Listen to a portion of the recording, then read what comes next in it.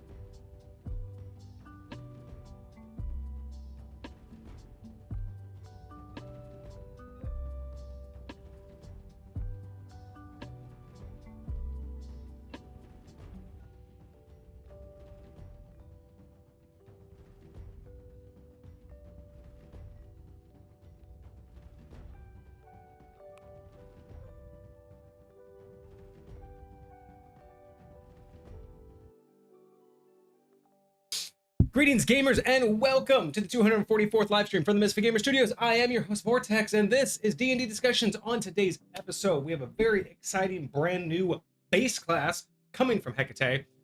This is the Necromancer. We have been looking forward to this for a long time because D&D has really been missing a good, solid Necromancer class since the olden days. So So I'm really hoping that this will call back to a lot of the power that Necromancers had. I really hope it puts some fear into DMs, and I hope that we see a lot of good summoning and actual death control.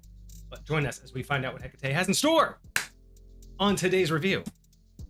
All right, let me get Kage in here because we've been chatting it up. Yes, indeed. Let's go. Let me get all of this burgered out. There we go. There's his gorgeous face, everybody. Now you can see him. Oh, and he's actually centered today.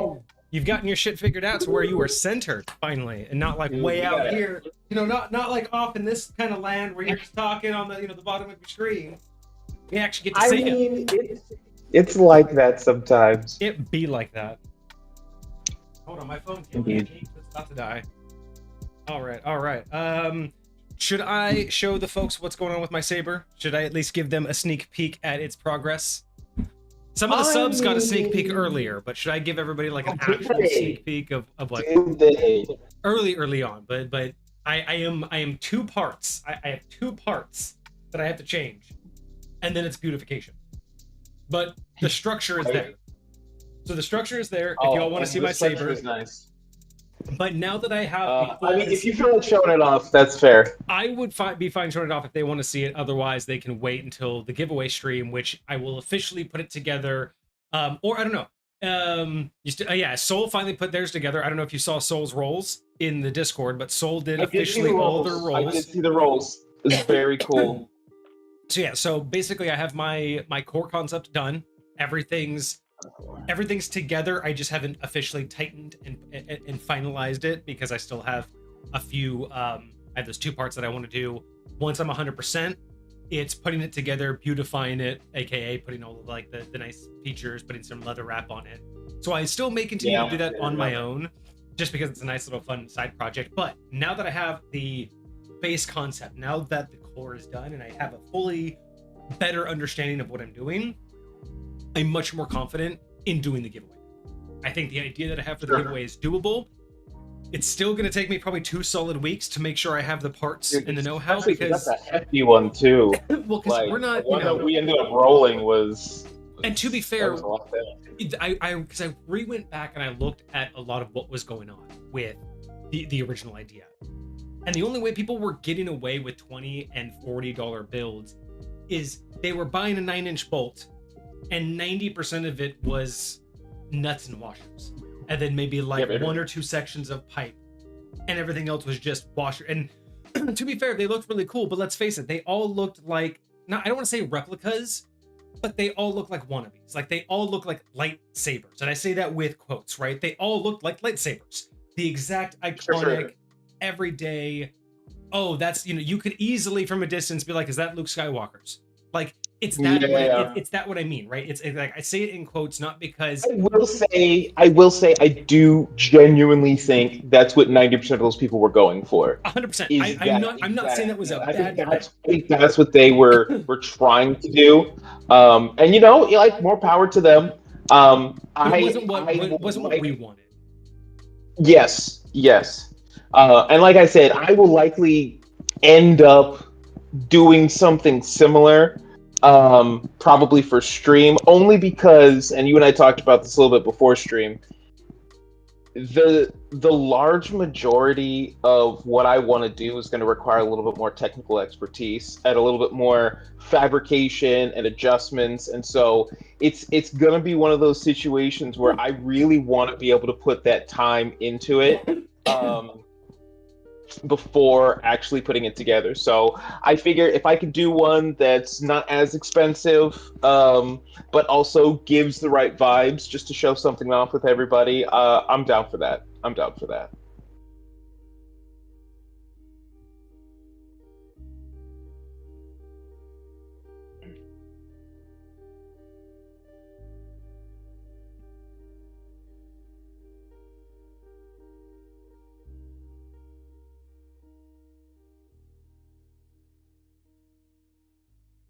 Beautiful.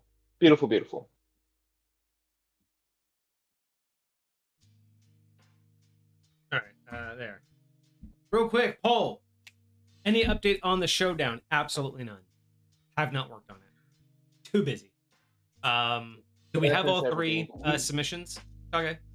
We do not. There is Okay. still one outstanding. I have Hecate's and I have Souls, I believe, but I think it was Cart that was trying to join in. And I still think we need that one. Okay.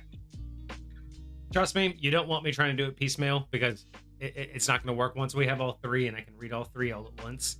Then we'll have a better idea of how we're going to do it. But if I read two of them now and I don't get another one for a month from now, yeah.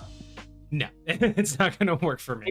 It's much my ADHD doesn't like that shit. Ideal. What's that? So, if you want to, Soul, you can go send some. Was it Cart or was it Dez? I don't know. I remember a third person wanted to join, and that's going to really change. You remember way better than I did. Who was the third that you guys invited for your showdown? But if you can give them a couple pokes, maybe in the Discord or whatever, next time you run into them, and just be like, hey, don't forget to send over your showdown submission so we can start working on what that'll look like. So we don't know what the showdown's going to look like because we don't have all the submissions. Once I have all the submissions, I can get a much better idea of how we're going to play that out because we haven't done a three-way competition just yet. But we need to actually see like what the submissions are so we can make sure that there's no bias. Because if we select right now questions and we find out that two of you interpreted the prompt wrong or differently than we did, our question may be biased towards one person or towards both, Sure. So I want to make sure that we understand the direction everybody took. So when we ask the questions, it's a fair choice instead of sure. singling. And that's not to say you guys can't, have the freedom to take it and run with it whatever direction you want to run with it. But as long as we're ensuring that, the spirit of it as being adhered to, we want to make sure that everyone's like actually aiming for the same goal rather than just kind of off whatever. But yeah, no, I definitely feel that. Yeah.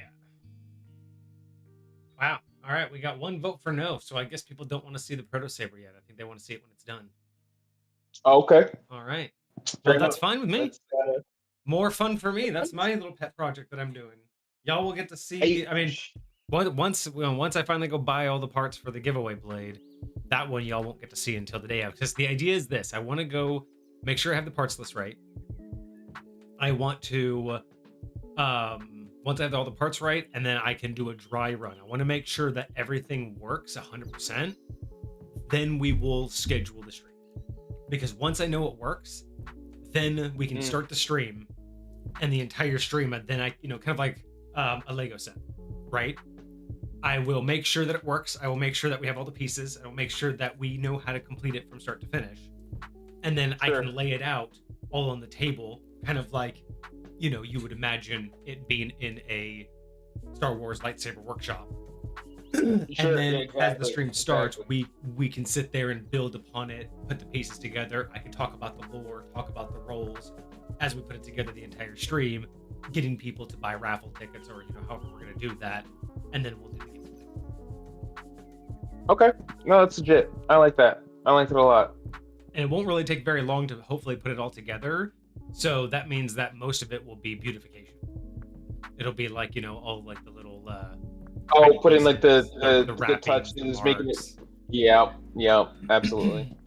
All right, so Soul says keep the Proto Saber, my saber, a secret until it's done, until Vortex's saber is done, which is fine. Like I'm totally fine with everybody waiting to see mine. Mine's, I can't believe. Honestly, I'm actually really surprised I got it to work as well as I did. Dude, it doesn't work perfect, but it works as well really as I could possibly have done. Yeah. And it turned out better than I expected. I really can't wait to actually go rough it up and throw it around outside though. I do just want to go take it out to like the street and throw it around. See how it really holds up. Just have like little situations, just like act like it got knocked out of my hands one way, or that I fell over. Like I just want to make it like act like like actually like maybe like do a couple push-ups with it or something. Like actually like dig one side of the ground, like I used it to stand up. Like yeah. Oh, we had actually a Is that 50-50. true? Oh no, 50-50. A no and a join the dark side. Well, too bad I'm already on there. Who do you think's baking the cookies? Wild. Who do you think's baking the cookies? Wild. It's not me. I'm not baking the cookies. I know the guy who makes the cookies. Gotta be Vixie. You know she's the queen baker. You see? I got that dark side cola. Wild. Absolutely wild. Doesn't like the design actually look like the Death Star? Doesn't that look like Death Star cola? It gives you those that's so crazy that it looks like that. That's so cool though. That's so, it's a lemon, but it's because it's not it doesn't have the color, so just that's Star Cola here. that's funny. All right, so yes, showdown. We will get together once we have all submissions. So whoever your third is, go bug them. Or you, who is it? It's you and Hecate, right? Are currently the ones. Correct. So you two go bug your third, and if your third isn't gonna, if you want, go set a time frame. Go set your own timer. There you If go. they don't meet the timer, we'll do a 2v, we'll do a 1-on-1 again. Y'all figure it out. Other than that, sabers are coming. I just give me another week or two to actually make sure that yours will work. But believe me, it will be worth it. But depending on how worth it is, will also depict how we do the giveaway, because I don't need that. I don't love these. I don't want to step on it, though. That's kind of sharp. I don't want to be greedy at all. I'm not even considering trying to get like all the money back. It is just going to be a little bit more expensive than originally planned. So Sure. I'm not looking to make it a pay to win or a purchasing of it. I don't want to go that route. It's not going to be that good. But to be fair, I do want it to be a little bit more hype than like two people just like, I feel you. like, yeah. because if we 100% do it just off of high points, there's like, I mean, well, actually, you know what? We can find out. So, I mean, if we were to do like a straight giveaway, it's kind of like, oh yeah, let's just do the top 10 people. Because here's my problem. If we do a straight giveaway with raffle tickets only costing high points, then it is quickly if you're on stream and have the high points, you basically have like a 90% chance of getting it. I mean, if you look at that, like, is there any way to like restrict how many raffle tickets you can get? We could, but then if there's not that many people, then again, so that's just it. It's like it's not about the monetary amount of what we do. It's about the hype we can do for the stream, right? So whether that's like doing high points and subscriptions. So if you sub, then you would get 10 raffle tickets. If you gift a sub, maybe you get 5. Something like that. I want to make it to where it's not like I don't want to make it like a 1-to-1 like dollar amount. I just want to make it to where if we could hype up us by doing this, right? If we could get people's attention by doing this, I think that would be really cool. But again, I don't want it to feel like people are just like, again, like, I don't know. How else do I say this? I'm not good with the words when it comes to this part of it. It's again, I'm not asking people to give me the money back, but I want the actual giveaway. I want the event of the giveaway not to be monetarily beneficial or profitable, but I want the spectacle to bring in attention. Yes. Like that would be the return that I'm looking for, right? If we do it more like, because again, I'm thinking if we do where, like, looking at these, wait, is that, those numbers can't be real. Hold on. Wait a minute. Also, what do you think about doing like a I don't know, like a TikTok campaign, like telling people about it to come check it out, you know what I mean? Or maybe not TikTok. Well, I mean, maybe TikTok. Wait, I'm really confused here. What's going on with the high points? Did they go down for some reason recently? Because what do you mean? Soul only has 23,000 high points. I could have. I only have 143. I thought we had way more. Is it? Am I tripping, or is I that didn't really see what it was? myself on that list. Oh, I do see myself on that list. So, am I tripping? Is it? Has it always been like this? Am I thinking of different numbers? For some reason, I thought these numbers were way higher. Nope, and that is all time. Maybe I'm just tripping. For some reason, I thought there was Yeah, you definitely passed me up, Soul. You're here a lot more often than I am. For some reason I thought these numbers were way higher. I don't know why I was thinking.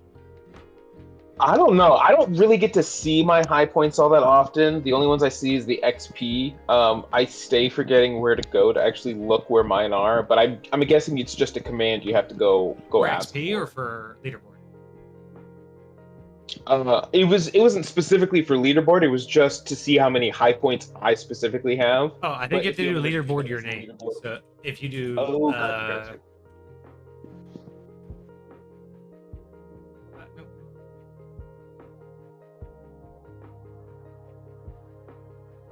think no.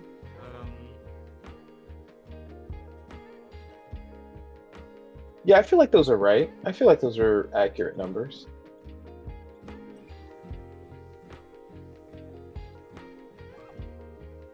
There's a way to check your placement. Now I can't remember what it is. Well, whatever you put in there set me to the leaderboard. So, I mean, I can see it that way, and I'm guessing that's the way to see it. But there's supposed to be a way where it will show you what your placement is, and now I forget.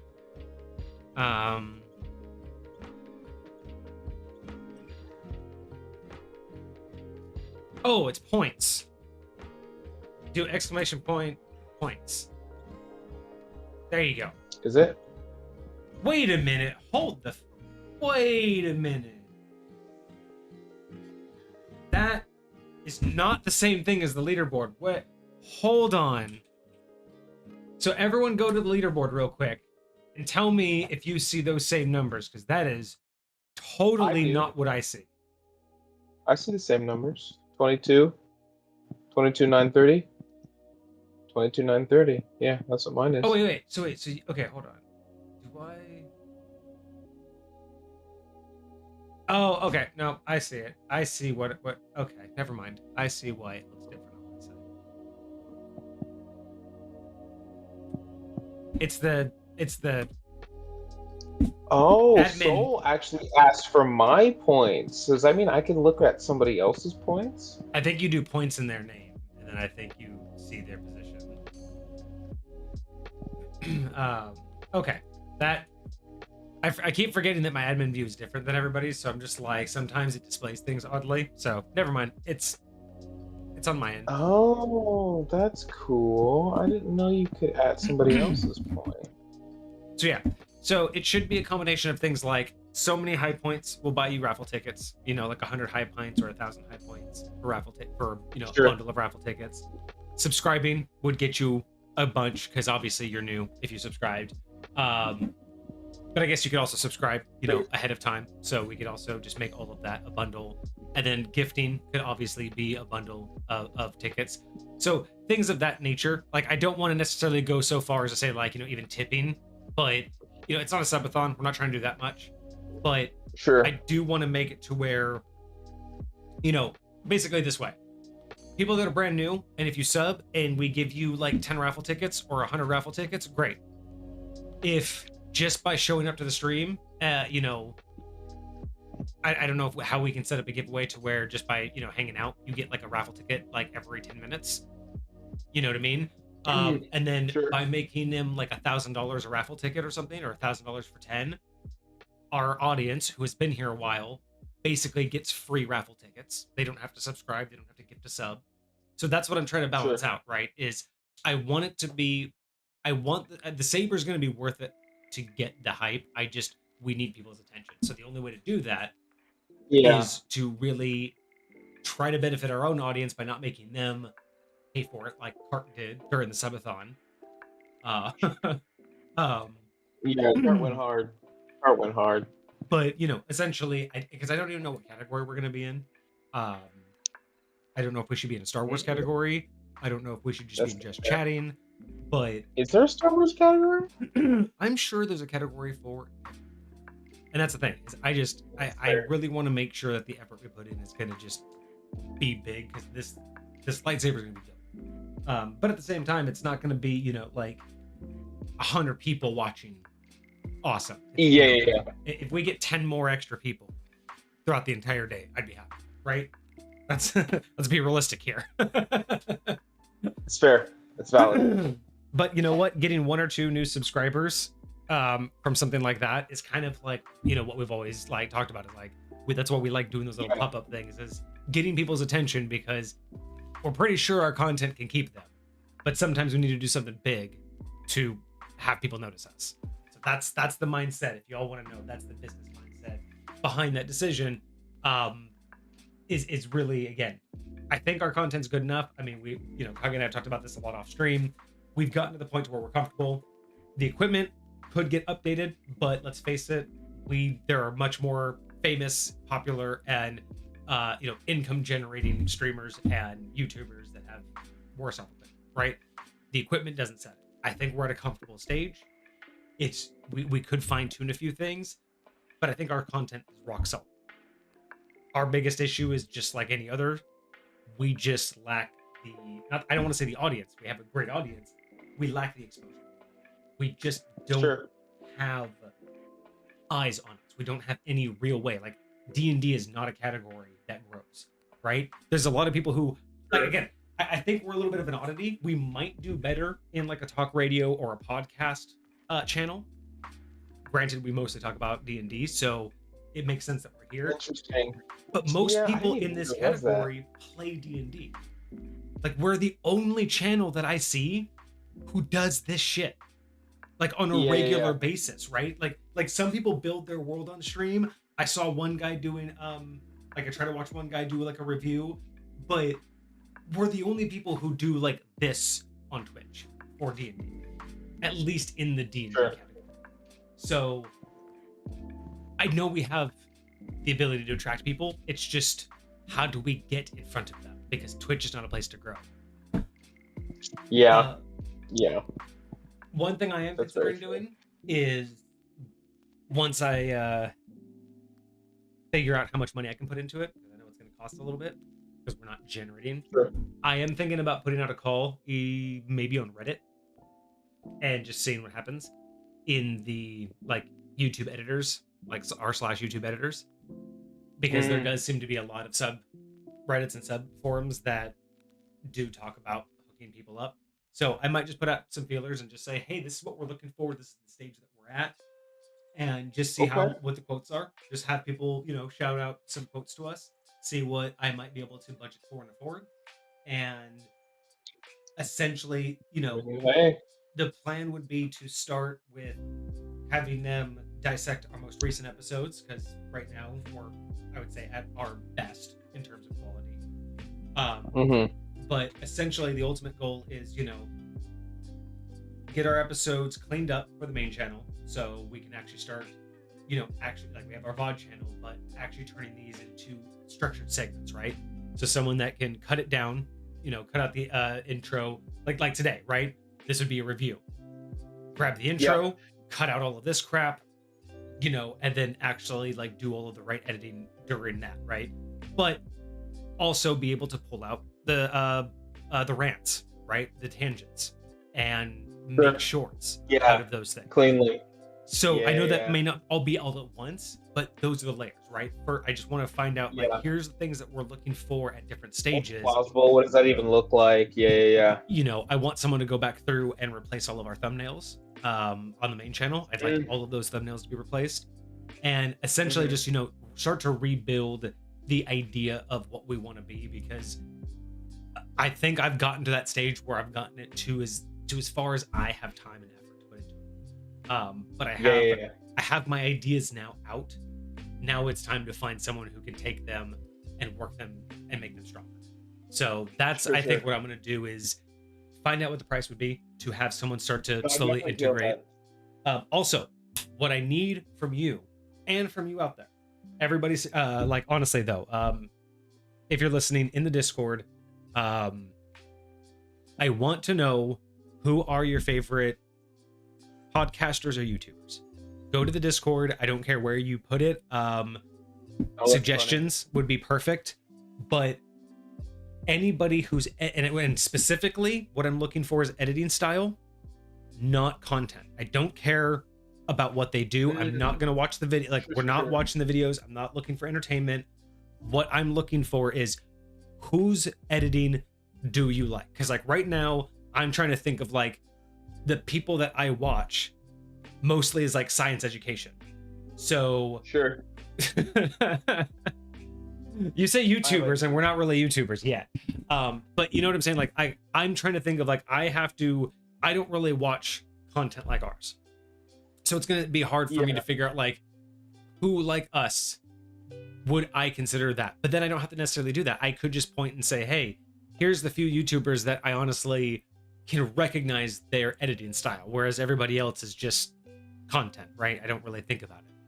But if there's anybody out there that you specifically like because of their editor or because of what they do, whether it's the jokes, whether it's the, you know, the memes, whether it's just how they cut, whether it's just how they zoom in and who they cut to and how often they cut. Because I don't like a lot of cuts. Like, I don't like that, you know, bam, bam, bam, bam. But I also understand like it is nice to have a flow. I don't like overly used overlays like stock images. Like, it's great when it fits. Especially for like long documentaries. But for us, I wouldn't want us literally overlaid every 5 seconds with like some stock D&D image or, you know, some stock image. It's like, I don't mind if it cuts to me, cuts to your reaction while I'm talking, or just only cuts to me while I'm talking. Like, I don't mind it shifting and doing a lot. I don't mind, you know, sound effects. I don't mind cutting away to memes because, you know, there's probably a lot of things that we say that could easily be taken out of context. Yeah, valid.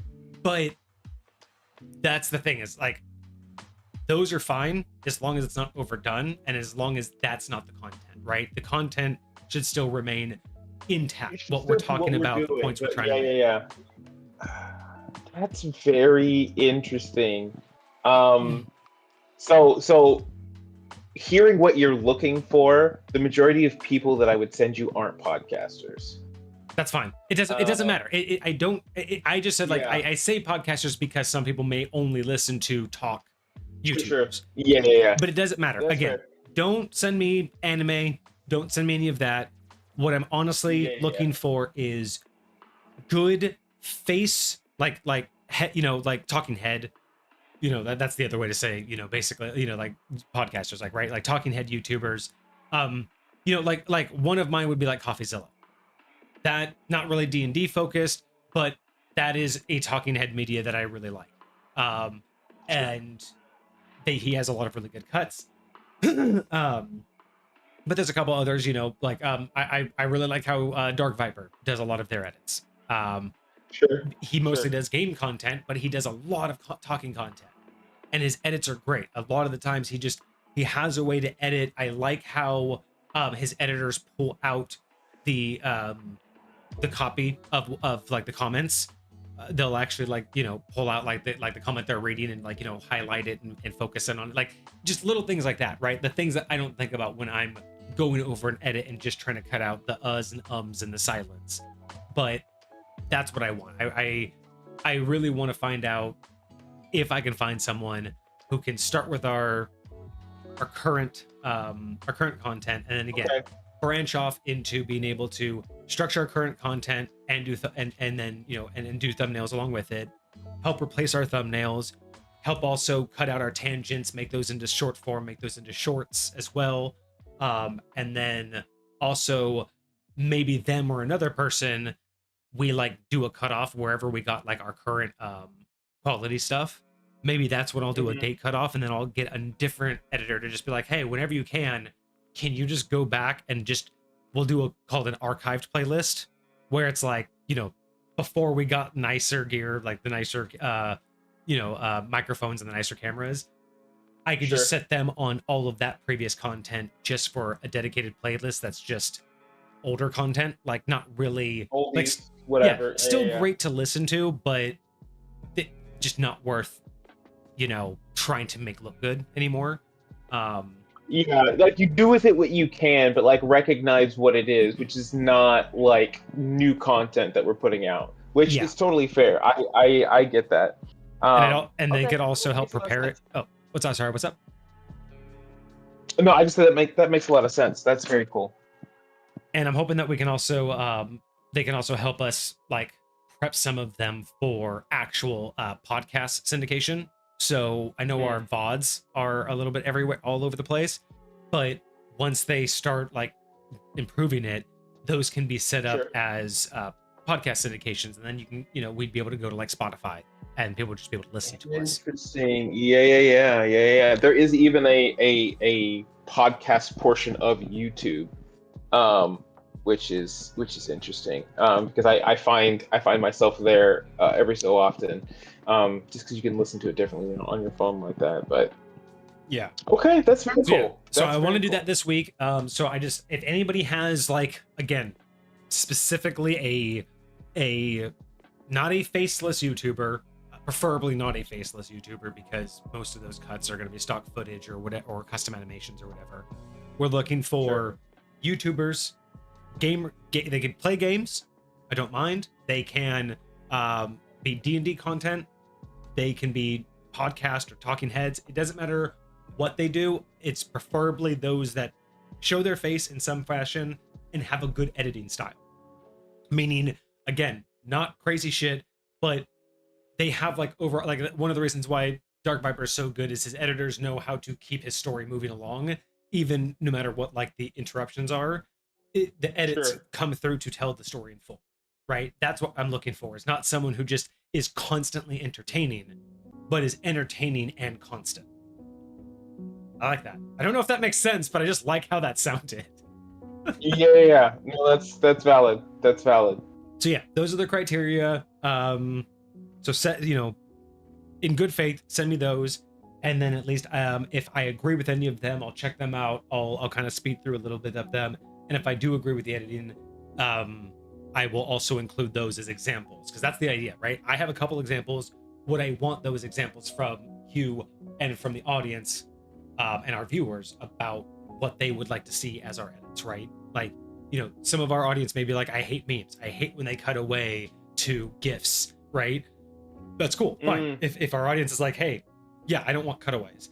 They don't mind sound effects. I don't mind little pop-ups, like, when like one of us is thinking and it does like, the all the equations on screen. Like that, it's like that. Some people are fine with that, but then other people, really want like the cutaway to like a Simpsons clip or something like that, right? Where they actually full on cutaway. And it's like, I don't necessarily want those in our content. I don't mind them occasionally, but I don't want those in our content. I don't mind like the picture in picture. I don't mind the memes when they're tastefully placed. But again, I don't want brain rot. I don't. Not to say that I don't think that we don't need it. It's just that's not the audience I want to draw, right? I don't want to draw that kind of audience. So I would rather have an audience that likes the content, but also understand that they still need to be entertained. So that's the ultimate goal, business plan of going through and finding an editor, is to lay out the plan, to lay out the idea of the roadmap of what we want. And what we're starting with is just, someone who can understand how to start building what an edited episode looks like for us. Start there. What does an edited episode look like? What does a proper thumbnail look like? And then we build. Okay. Yeah. I vibe hard. So yeah, I think that's all the updates for me. Cool.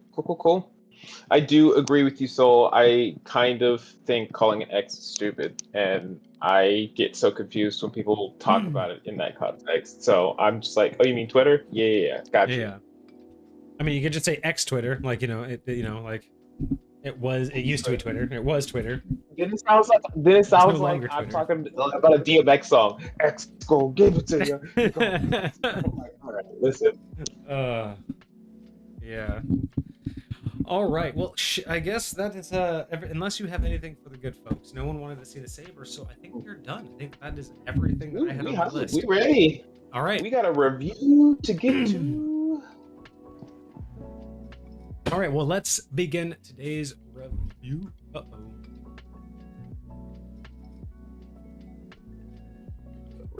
Turn off all that garbage. Alrighty. Let me change it to there. Bam. All right. So today we have a brand new base class. Now we will be getting subclasses in the future, but today we are just going to look over the brand new base class from Hecate called the Necromancer. Again, as I said in the intro, I'm really excited about this because D&D has needed very much so a proper playable Necromancer for a very long time. I actually don't remember the last edition that had a proper playable Necromancer, and really we need it. I don't even know if there's a current subclass that even gets close to proper necromancy. You were telling me there is one called Necromancer, but there's theoretically a subclass called Necromancer, but it's literally just a wizard of the necromancy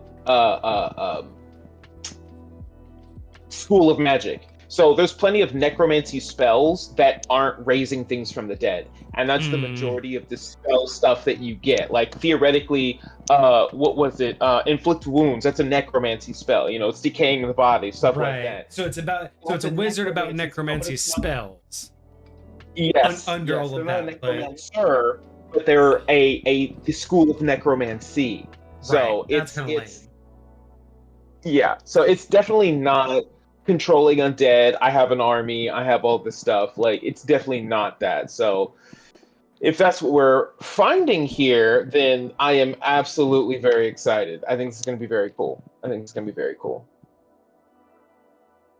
Okay, stupid tangent.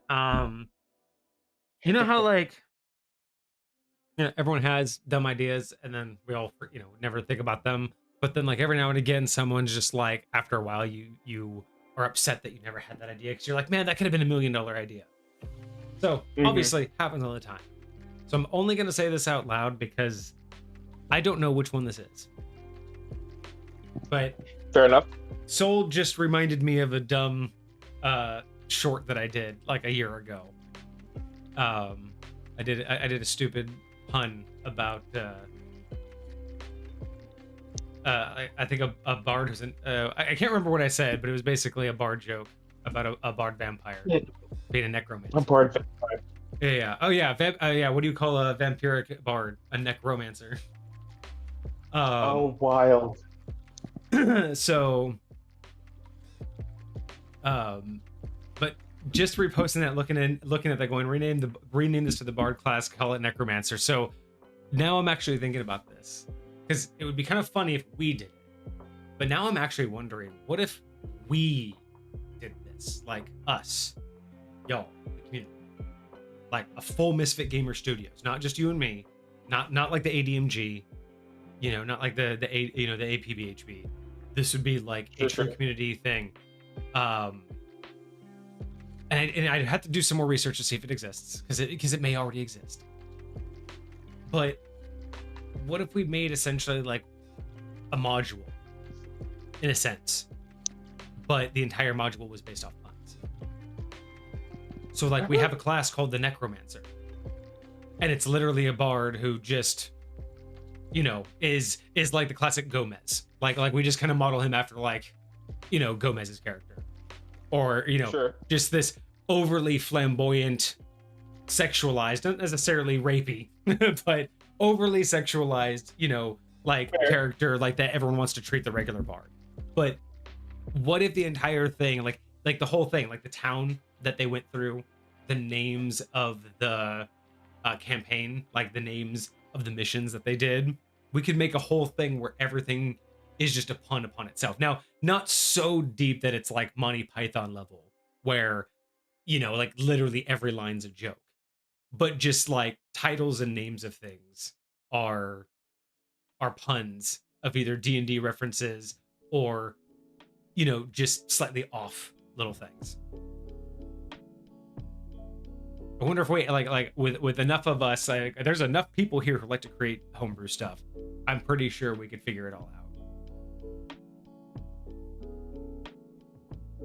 Oh, did we lose audio?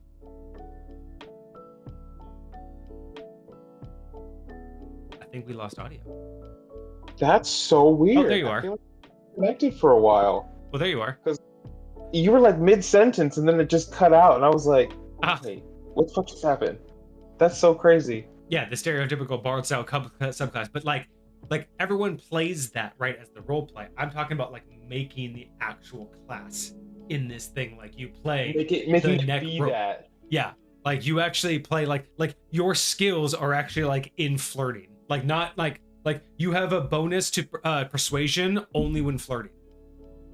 That's Like so funny. or and you could also, again, to be PC about it and not make it weird, you could say things like, this includes compliments, things like that, right? Like it's just the idea of like you have to be flirtatious, you have to be hoity-toity about it, right? You have to be very polite and always like bumping people's ego essentially. But I'm wondering if we wanted to make a very condensed, like it's kind of like a one-shot module where it's like 4 to 6 players and it's a base story that has like 3 acts, you know what I mean? Like, 3 acts as in like, 5 combats per act or something like that with a BBEG at the end. Or like act 1, act 2 has 5 combats each or something like that. And then act 3 has 3 combats and then the BBEG, but it's meant to go full succession. Sure. But something like that, right? Where like you could do, even like little, level 5, level 10, and then a capstone level, like level 18, where, but just build something out like that. But again, the majority of it is just all kind of built on top of puns, but then it's all being taken seriously. All the stereotypes and all the, okay. I will think on this because it may just be a crap idea, but no, like we could fuck with that. We could fuck with that. Like this could be like, again, and if it's good enough and everybody in the community puts in on this, like that could be Kickstarter level concept. The pacifist card. But you know what I mean? Like we oh my god. Yeah. Like the wizard, like if that's called the Necromancer, like right, it's not called a bard because this isn't going to be D&D, right? So we have to make our own names. If that class is the Necromancer, another class literally has to be called the Glass Cannon. Yes. And like we have to have the wizard actually be labeled the Glass Cannon and have like features about that. Like your I don't know, more your spells do more damage when you're further away or some shit like that. That'd be wild. Yeah, because it's like because I know, if this is like a whole playable like self-contained module, because we wouldn't want to, I don't know, because I don't think anybody would attach it to D&D, so we'd have to kind of make up some of our own rules, which would be pretty fucking easy to make a baseline game, right? Like I don't say easy, like it wouldn't be like overnight, but like I'm pretty sure, again, collectively easy, as in it wouldn't be a nightmare to do. Sure. I'm thinking like for that you could basically be like, you could cast spells up to your level, and technically you can cast higher ones, but you have a chance of cracking or exploding. Like you are a glass cannon, so if you load too heavy, you could actually explode. Sure. And every time you get hit, every time you get hit, you take like a percentage roll or something. You do a roll, and if you roll like a 1 or on a d12 or something, you crack. And if you get so many cracks, you can't do spells anymore because you can't properly load. Or like every time you have a crack, you go down 1 level that you're allowed to cast. So if you're like a level 10, but you have 1 crack, you go down to like level 9 as your cap before you start to potentially explode. So it's like every time you're hit, it's not like extra damage. It's just every time you're hit, you do a roll, like a d6, a d12, or a percentile. And if that roll is unfavorable, you add a crack. Every crack diminishes the level that you can safely cast. Otherwise, again, and then every time you want to cast over your safe limit, there's like a percentile roll, and every level above it is like an extra 10%. So if you're level 10 and you want to cast a level 11, it's 10% chance of failure.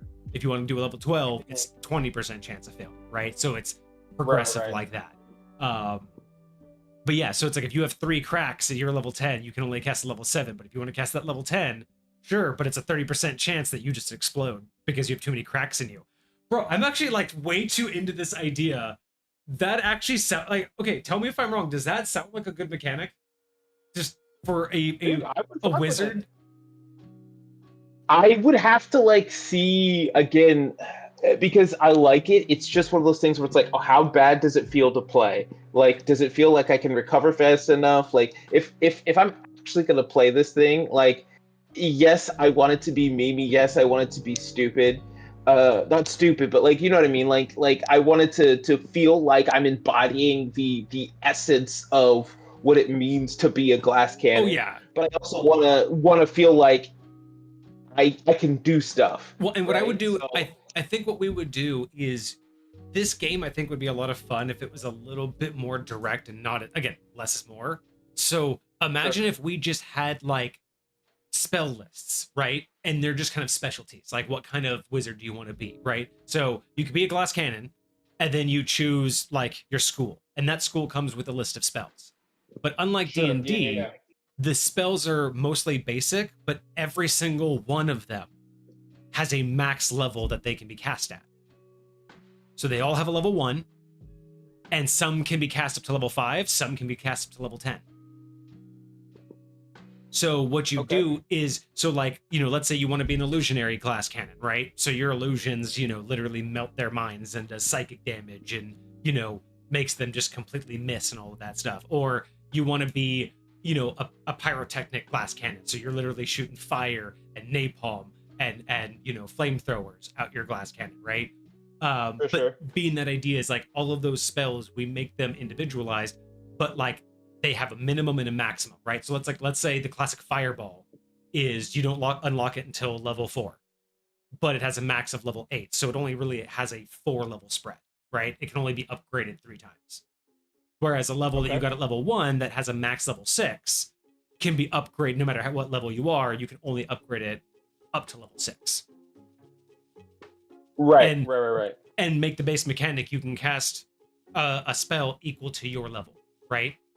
So all levels have a spread, and then as you level up, you gain access to new spells, and you can power up more spells. And then we would just have like a basic mana system of like, you know, points or a mana ball, you know, some sort of way to track how much. Like the idea of powering up spells, and I think it would be really cool if there was like every time you power it up to the next level version of that spell, you get to choose how you power it up. Like, oh, do I want to power up its damage? Do I want to power up its range? Do I want to power up its whatever? Like, I think that idea is very cool with like, especially if you're given like a set of spells to like just do stuff with. Yeah, I think that could be very cool. Okay, cool. I want to talk about this more now because I think, yeah, between Necromancer and Glass Cannon, that's a good start. I think we could really like roll with this. Yeah.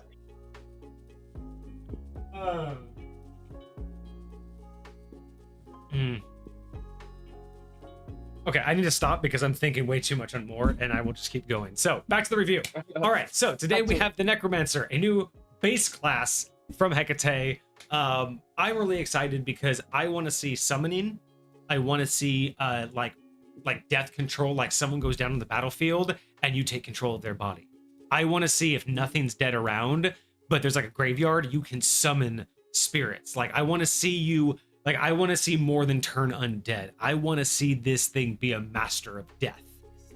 I really would love to see something to the effect of if I am a necromancer and I start walking into a crypt or like some place where there's likely to be undead, I think either I should have some sort of ability to try and garner control of these undead, or to defend myself against these undead in a very. I think that would be an interesting way to look. Yes, I want my own army, but like if I can, either be protected from other undead or have the ability to take control of undead in the universe. I think that's kind of what I meant is like I want more than just turn undead where they run away from. I want, like, if someone Sure. summons a specter, or if you're in a graveyard and get attacked by a ghost, I want it to be your bitch. Not just, oh my god, I'm afraid of you, but like, oh, master, hi. For sure. Sorry for that. Like, what can I do for you now? I really want to see that, because I'm so upset with, like, there's just really nothing. Like, undead are just not scary anymore. And the only way to make them scary is either to bring back their power or to let someone take control of them. I really feel like that's the only way to make them scary again. Sure. All right, so Yeah. let's find out what Hecate has after we've given up our first impressions, our first ideas of the name. But I am super excited, and I don't know if we are, but I hope we at least get the names of these subclasses, because I would at least like to know what's coming. I would love to know what the names are. I will get those for you. I will Awesome, get those. because that at least by the end, it would be so cool to have those. All right, but let us begin, as always, with a description. Death is but a door, one I have learned to keep open. Death is not an end. It is a transition, a moment where identity fractures, where memory loosens, where the soul trembles between what was and what might yet be. Necromancers stand within the fragile threshold. They do not merely command the dead, they listen to the echoes that linger, grasp the threads that unravel, and weave them into new purpose.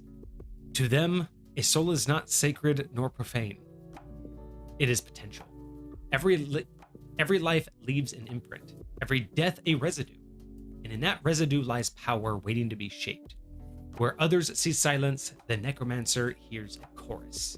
Yes, okay, this is exactly what I wanted to hear. It's priming me, thinking like I'm gonna get what I want. Like, the things that I want from this, I feel like this lore is setting me up for. Do not disappoint. The lore is loring. Yep. This is setting me up so much. Two high points are on the line for disappointment. It does feel like it does feel like it's saying what I wanted to say. All right, so yes, Master of Skeletons, let's go. All right, so plus features: hit dice 1d8 per necromancer level, hit points at first level 8 plus your constitution modifier. Is this 5e14 or 24? From what it's hard to say. From what I've seen so far, it looks consistent with both. It is its own class, so it starts at level 3 for the subclass, which, you know, it's a necromancy subclass, so I don't necessarily see that being an issue. But I'm not 100% sure. So far it's looking like it looks like both. Like, I know there's not a lot of changes, so I guess it could fit both. But I guess no, because not everyone gets weapon mastery, so it wouldn't necessarily say they get weapon mastery with this. I think everyone does get weapon mastery. Because so far everything I've read says weapon mastery, but I thought it was only a couple of them. So yeah, we'll have to look at that, because I think there is only a specific list of people that get weapon mastery automatically. When we were doing the bard, I found that out when I was looking at the barbarian. It was barbarian, paladin, I think fighter and monk. I want to say is the list. I think rogues with weapons with finesse. I think maybe that's it. Maybe everyone does get it. It just depends on the weapon type. So rogues have to have it with weapons with finesse. And all of that stuff. So maybe that's people that wouldn't is like people with that don't use weapons like that. You know what I mean? Like, you're not really going to get it with a wand or with a spell book or anything like that. But any actual weapons that you use. Chime in chat if you know more about weapon mastery in 2024. But I'm going to assume, because it's not mentioned here, that we are dealing with 5e14 unless Hecate chimes in. Hit points at higher levels is a 1d8 or 5 plus your constitution modifier per necromancer level after first. All right. Also, shout out in chat, or Kage, if you can, riddle me this. Like, I see this all the time, and I've kind of, like, I know what it used to mean. like back in the day, like in the older editions, they always gave you the average, right? They gave you the die roll, but then they give you the average. From a 5th edition mindset, who's using this? Like I like to use it, to be honest. Like is it people's quick way of doing it? Like, I'm just curious, like, so there's a option in 5th edition where you can hard take the average or roll for it. Rolling for it is always a risk. Optional rule, or is it a situational rule? This is optional. This is optional. This is an optional game rule. It does state to have. Well, it's like it is in the player's handbook that says that when you are rolling for your health to like do this stuff. I wish. Okay, I could find it. So it is a canon rule though. Is it a canon optional rule? Yes. That it suggests that you take the average. Okay. And I just Yeah, because it's like I just want, and that way you don't have to roll. That way you're not like you're getting a decent amount of health. You don't feel like you're gonna stay squishy forever, but you don't have to risk getting 1s and 2s and stuff like that. Because a lot of people, to them, that feels bad.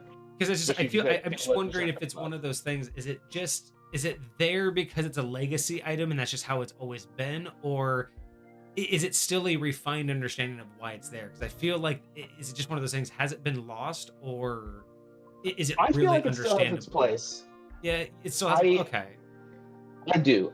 I hear in other games that I play, not only games that I DM, but games that I see other people playing, that seems to be a very, not only a very commonly understood rule, and by the way you and I are talking about it, like they understand it the same way, but also I see a decent, it's definitely the lower side of 50%, but like there's a decent number of people that actually choose that option.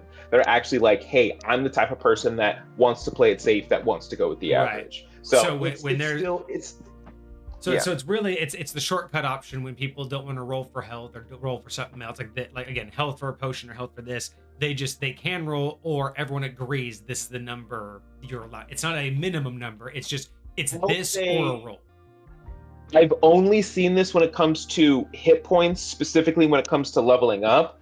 There are some DMs, I think I've seen it maybe once, maybe twice, where a DM is like, hey, you can get the average roll for your health potion if you drink it as a bonus action. I guess that was my other question is, does it appear anywhere else in 5th edition, or is it only here? Standard, no. I know some people that homebrew those things, but I have not seen it anywhere standard. Like that's not a very common way to think about any other roles.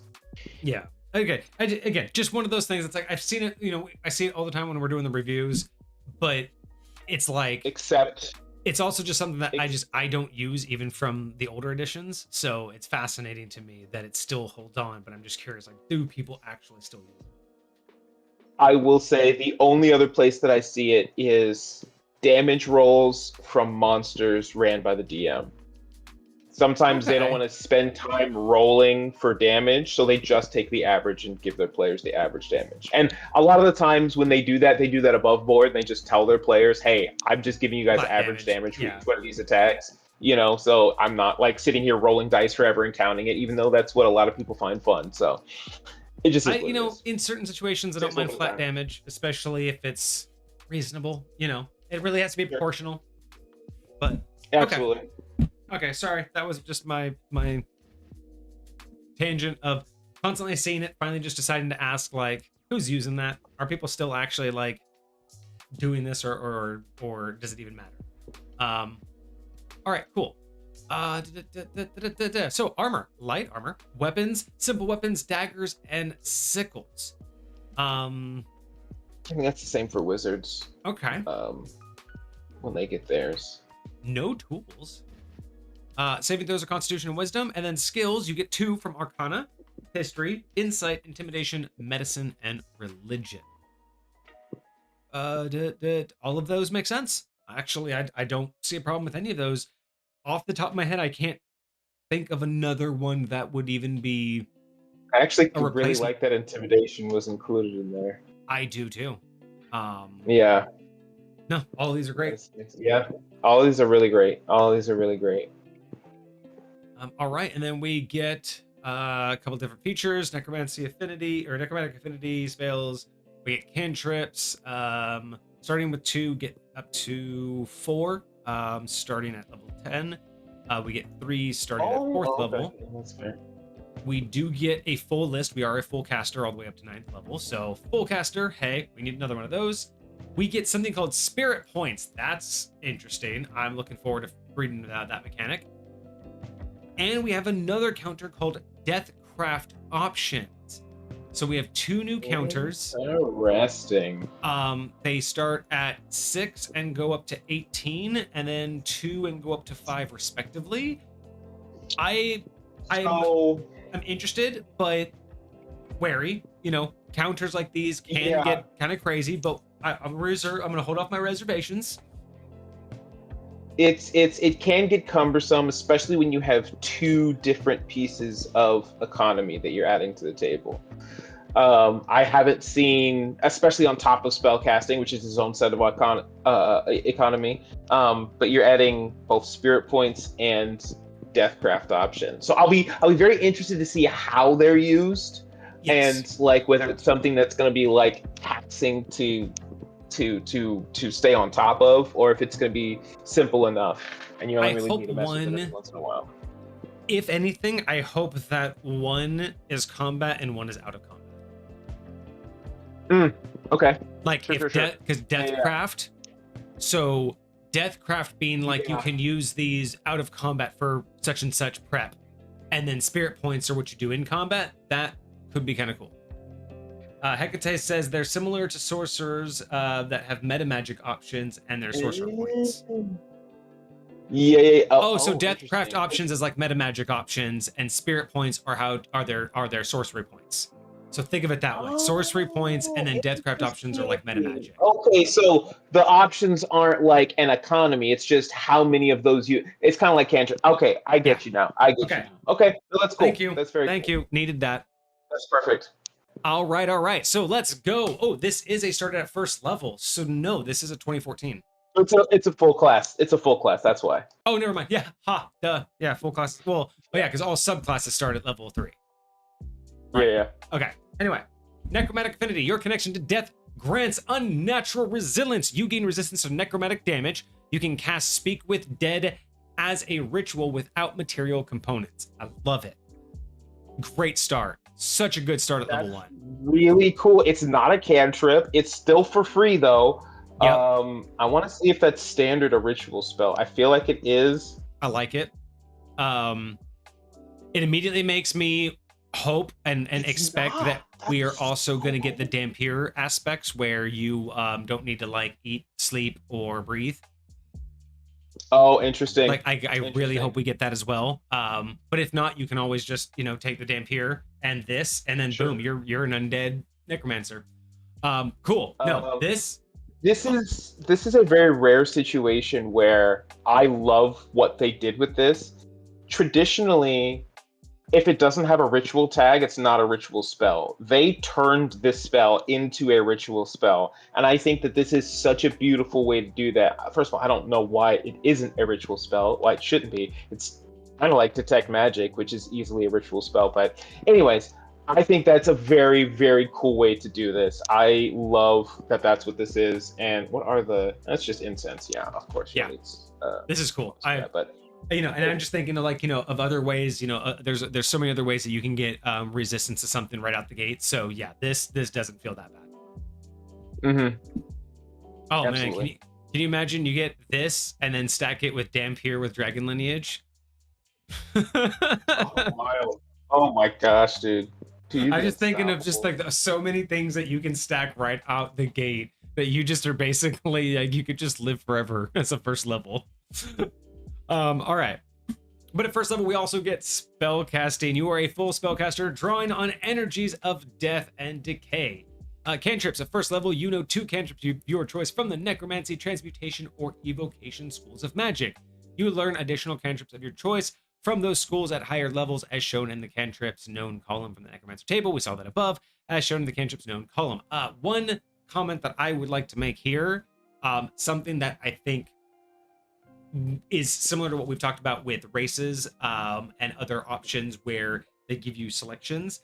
I would like the verbiage personally in the cantrips to say that one of the two cantrips must be necromancy, must be of the school necromancy. Interesting. The second So I can will be of say any of them. this is very interesting because one of the biggest things about spellcasting in 5th edition is everybody has access to their own spell list, right? So because this is a new caster class, there is no necromancy spell list for people to choose from. True. So it's very interesting how Hecate decided to create a necromancy spell list, and that was by combining necromancy, transmutation, and evocation as spell schools and saying choose from that list. So I would have to take a closer look at that to see if there's anything that I feel may or may not be missing from that that I feel like should be a part of this, selection options. But as of right now, I think that sounds phenomenal. That's a phenomenal way to do it. And because of that, I don't think there was ever precedence for them to be like, hey, you have to choose a necromancy spell. That's why I think this would be a good time to use that, is just like make it go full send. You're not just any other wizard, because again, there's too many times where you could be any kind of wizard that you want under any subclass because of all the spells you get. I really want this to, I don't want you to be forced into only the necromancy school, but as you get more cantrips, forcing one as a necromancy spell, I think would just always remain that, remain keeping that focus. And I don't think that's like necessarily a bad, again, I don't think that's against player agency. I think that's just, proper character building. But personal choice, not necessarily a balanced choice. Big difference. Sure. But no, that's cool. I do like it. I agree with you. Instead of trying to make a whole new spell list with a whole new list, like a whole new brand new like spells and all of that, I think you're absolutely right. These three, I'd like to know your assessment later, because I do think these are pretty all-encompassing. But let me know when you do sit down and have a gander at that, because I want to know if there is anything that's missed. But I think this pretty much covers it. Spell slots, you follow the full caster progression, same as Wizard and Cleric. Preparing spells. The Necromancer table shows how many spell slots you have to cast your spells at first level or higher. You cast to cast one of these spells, you must expend a slot of these spells level or higher. You prepare the list of the Necromancer spells that are available for you to cast. To do so, choose a number of Necromancer spells from the Necromancer table, Transmutation, or Verification school equal to your Wisdom modifier plus your Necromancy level, minimum of 1 spell. Spells must be of a level for which you have spell slots. You can change your list of prepared spells when you finish a long rest. Preparing a new list of Necromancer spells requires time spent in meditation or ritual contemplation, studying the flow of souls, and lingering death energy, at least 1 minute per spell level for each spell on your list. Spellcasting ability, Wisdom remains your spellcasting ability. I think that's pretty much all normal verbiage, is it not? Yes, that's very standard, with the exception of the list you can choose from. Right. Everything else is pretty much how it looks for every spellcaster. All right. So moving on to level 2, we get spirit points. This is where they unlock. At level 2, you have a pool of spirit energy called spirit points. Spirit points equals proficiency times 3, maximum of 18. You regain all expended spirit points when you finish a long rest. All right. Pretty simple. We don't know what they do just yet. Okay. But you get them.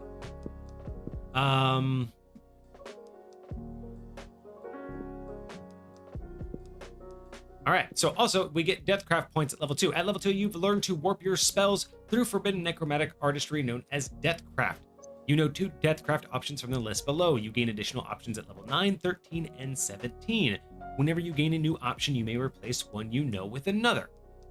All right, so you get 2 of... Again, that's very similar version of verbiage to sorcery points. Yeah. Okay, so it looks like we get what? 2, 4, 6, 8. We get 10 options costing 1 or 2 spirit points. And at this point, you're starting out with 6. And these cost between 1 and 2. All right, so starting at the top, we have Echoing Death for 1 spirit point. When you deal necrotic damage to a creature, you may force it to make a Wisdom saving throw. On a failed save, it takes necrotic damage equal to your wisdom modifier plus your proficiency bonus at the start of its next turn.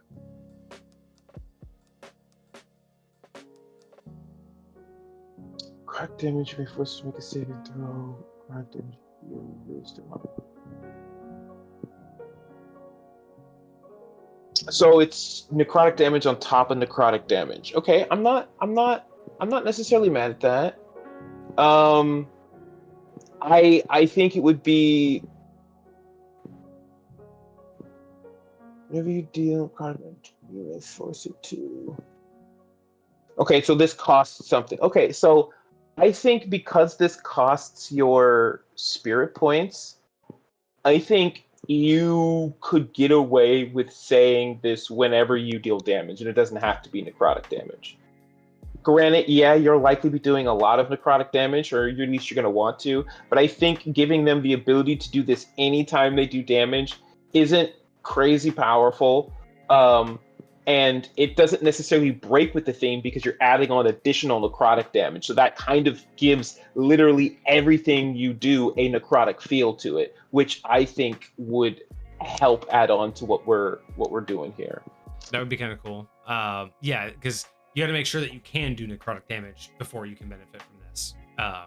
So we don't know if the subclasses will automatically give you that, but that's a fair point. I want to say this because we haven't. Oh, what's up? No, I was just gonna say there are some cantrips that you can choose that'll do necrotic damage that'll at least give you that. But like, say if there was any other cantrip that you did, like I would be so sick to be able to add necrotic damage. Like you have Firebolt because I know it's an evocation spell. Yeah. It would be so cool to add some necrotic damage to my Firebolt.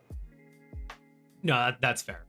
I want to say this before we get too much further because I know it's probably going to pop up as another option, probably in a later one. But the Echoing Death is just the name alone made me think of it. Like it inspired another idea for one of the options. Hopefully, will be if an enemy dies or if a creature dies within line of sight or within 30 feet of you, you can spend a sorcery point as a reaction. You can spend your like sorcery points to like either use that soul to deal necrotic damage on your next attack, or turn like your next spell into necrotic damage, or when I think of Echoing Death, my first thought was like, oh, so when something dies, you're gonna pass that on as necrotic. So I get the idea of why it wanted to be an echo of necrotic damage, but I do agree with you. This should be, and this really should be echoing the damage you already did, right? So I like the idea, like you said, adding it to your regular attack. I think would be better and a better use of the spell of the spirit. Yeah, it just lets you use it a lot more often and feel a lot more versatile as a player. But okay, very cool. I like it. Off the top of your head, how many meta magic options are there? Because there's 10 of these, and this is only the first list. Is this a normal sized list This is the only list. I'm pretty confident, but yeah, I would say it's around that. I would say that meta magic as well as whatever the warlocks get, invocations, like their lists are very anywhere between like 11 to 15 or so options. So it's not too short. Same thing with the I will say this is more akin to the size of the list you get from the fighter subclass for what are they called? Maneuvers. Your maneuvers when you're a battle master. Gotcha. Yeah, you get maneuvers as a battle master. There's about this many, I'd say. Okay, I just wanted to see, how did that stack up to a similar class? But okay, so at least it's still on par, but maybe a little bit under, but still, in that range. For sure. Cool. All right, so next one, Lingering Curse is for 2 spirit points. When a creature fails a saving throw against a necromancy spell you cast, you can spend 2 spirit points to curse its soul. Until the end of your next turn, the creature has disadvantage on attack rolls and disadvantage on its next saving throw. I like the balance that you did there, because on all attack rolls is fair enough because you get to do a lot of attack rolls potentially, right? But on the next saving throw, you limited how many saving. I feel like that's a good thing, because being able to give them disadvantage on all saving throws until the start of your next turn. You just make them make a bunch of dude. Yeah. That would be devastating. The next I one's think nice, I think this is good. You decrease their damage output and increase a little bit of incoming damage potentially, or at the very least effectiveness of a potential ability, but not too much. So that's very cool. That's very cool, and I like the fact that it's like you're wanting to use necromancy to trigger this. You're wanting to take what you've done and curse them, so to speak, make it harder for them to exist. And I feel like it fits very well. I'm kind of mad that Echoing Death, like I kind of want Echoing Death to have attack on language that says Echoing Death counts as a necromancy spell. Because I like imagine you attack them, spend your sorcery point to make them make a wisdom save, they fail it, spend 2 more to curse them on top of the Echoing Death. That would be very interesting. As a DM, I might just rule that counts like that. So, Hecate, just think about how that yeah. might... I don't know if you wanted that or don't want that specifically. Maybe you planned against that. But I'm just looking at... You said when a creature fails a saving throw, and I'm just like, but Echoing Death forces a saving throw, and I'm like, man, would that be so great to, like, hit them, make them force a saving throw. Oh, they failed? Curse that bitch. Like, just the stacking you can... Because I think that's what everybody also, like, sometimes lacks in a lot of other classes, right? Is that stacking ability. Like, to just level it if everything lines up perfectly, you just get the maneuver. But also, I guess that could easily be too repeatable. Like, I was about to say, like I'm trying to think, because you just have to spend the points, and you're gonna get up to 18 of these points. So if I think, like, number one, like, giving you disadvantage on all attack rolls and all saving throws multiple times, that's not going to be that crazy because it's still all in one turn. But and doing both of them every turn, you can kind of do that anyways, even without. If I literally just cast what's the spell? God bless America. It's one of my favorite necromancy spells. Toll the Dead. It's a cantrip. yeah. If I cast Toll the Dead as a cantrip, not only does it force them to make a saving throw, but it also does necrotic damage. So then you both get Echoing Death and Lingering Curse at the same time, even without them triggering off of each other. That's so, so there's other ways to stack it. That's fair. Okay. Yeah. That's fair.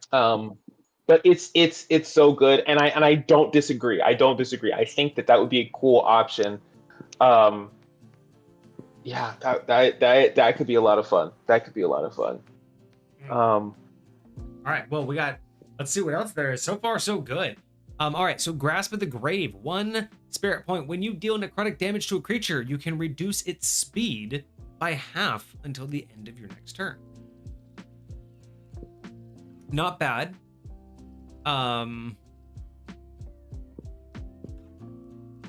Yeah, it's one of those ones. It's like I see its potential, but I'm wondering if the other two were already so strong, and we still got 7 more to go. I don't know how strong this one's going to compare to the others. Like, how often would I just want to reduce their speed by half? But there are situations. There's always situations where this is good. I like the option. I just hope it still stands its own against others. Sure. So I will say there's a lot of cantrips that exist that have, like, additional knock-on effects, like Ray of Frost, for instance. That if I hit you with Ray of Frost, yes, you're taking cold damage, but you're also going to reduce your movement speed a little bit. If I hit you with there's another spell that if I hit you with, like, you'll get disadvantage on something, like one of your next attacks, like your next attack roll or something like that. There's plenty of cantrips that do that, and this feels like basically augmenting your spells and or attacks to do that for you. So I feel like it's very interesting, and I'm very curious. I don't know if there's any wording that will come up in a little bit that says if I can activate multiple of these at the same time. So like if I theoretically wanted to, can I activate all 3 of the ones we've just talked about all at the same time, all on the same attack? I feel like the ability to do that might be a little... I mean, it does. Yeah, they are aggressive. just activatable with. Yeah, it doesn't say that you. So far, there's no limitations. So Hecate, let us know if there's meant to be. But so far, it seems like if you have the points, you have the ability. I don't see anything in here that says as long as you have the option and the points, if the trigger happens, the trigger happens. So Hecate, let us know if there's any additional action economy we're not seeing here, or if it's meant to stack that way. But yeah, I like that. I like it. I like the option. I just hope that Hecate says that it's meant for bosses, keeping big monsters, dealing with minions, keeping big monsters at bay. I just hope it stacks up enough to be situationally usable when the others exist, right? Because sometimes we've seen that in other lists where one just kind of is like, it's nice, but I'm still just going to use everything else. Imagine you finally run into somebody, you and your party finally run into somebody, and you're like, oh, this person's too scary, we need to get out of here. But their speed is like so much more than yours. If I can just like have their speed for a round or two and like fairly consistently and get us out of there, like that would be a very cool opportunity. So what's the I'm curious, that would be a great poll. What's the rate that D&D players actually run from a fight? Like, I'm actually curious how many times D&D players actually like normally get out of a fight. Oh, they are meant to stack. I can tell you that they are meant to stack, but also where you think about it, if you want to shoot your load early, because you could quickly run out of points if you're just stacking quickly. So hey, it's available. I do like it that it's available. I'm also curious how often you'll be able to get these back and renew them, whether it's short rest, long rest, whether it's start a combat, something like that. Long rest. Okay. I'm also curious because sometimes they'll change as you go through things. Oh yeah, because it's just you gain all your spirit points at a long rest, and then you can replace your options. Whenever you gain a new option, you can swap them out.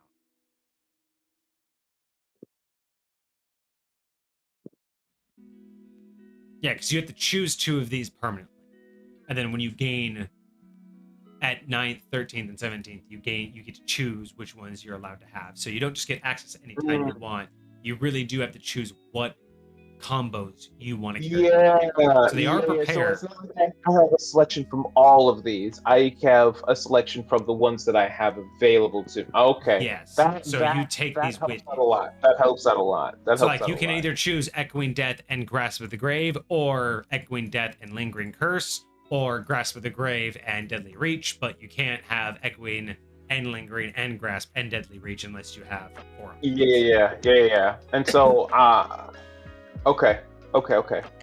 And so that's a better way to think about it is these have to be, if going back up to this list, you have to consider that we start with 6 points, or I'm sorry, we start with 2 options, and we're going to get a max of 5.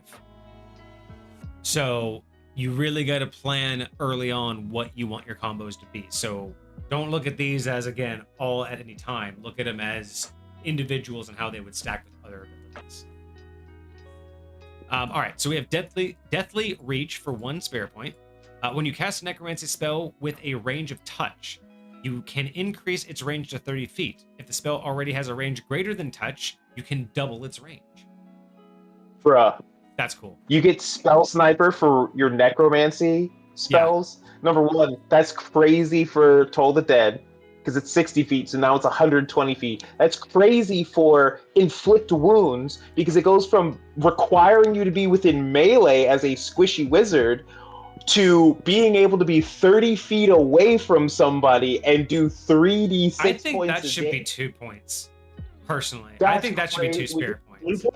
It's That's 1 point to do that? I think that should be 2 points. That should absolutely... How long does it last for? It's just a round? Whenever you cast a spell. So just, boom. Cast a spell, so every... It's on that specific spell. Got you. Yeah. But still, but like, to be able to do that just every time you cast a spell... Like, and I see one down there worth 5. I would even say this could be worth 3. Like, this got to be worth more than 1. That's great. Like you said, it's like Well, so this is almost identical to the extended spell one for sorcerers. But I'm curious how many sorcery points that takes. But I will say you don't get nearly as many sorcery points as you do spirit points. So having it cost more would make a lot more sense. yeah. So I would like to see that one at 2. I love it. I think it's a great touch. I would choose it almost every time. Cool. But Yeah. I really think it should cost more. It seems almost too good. But we'll see. Again, maybe there's others that knock it out of the water. Yeah. All right, Necromantic Substitution, 1 spirit point. When you cast a spell that deals damage, you can spend 1 spirit point to change its damage type to necrotic. You can use this feature once per turn. So wait, so do you spend 1 spirit point is it spending 2 spirit points, or is it that when you spend this spirit point, you're turning it into necrotic damage? Right? I'm assuming this spirit point and this spirit point are the same. Necrotic submission. You cast a spell that deals damage. You can spend 1. Yeah. To change the yeah. It's the same one. It's damage type to. You can use this feature once per turn. Yeah, I think 1. Okay, so it is just 1. Yeah. These are the one and the same. Good price for that. I think 1 is a good price for that. Just changing any spell to necrotic damage. Because you're not changing it to a necrotic spell, so it's not that you're forcing it to be able to perk anything else. You are just changing the damage type. It does allow you to combo this with Echoing Death, because if I can change any spell to necrotic, then I can trigger any spell off of.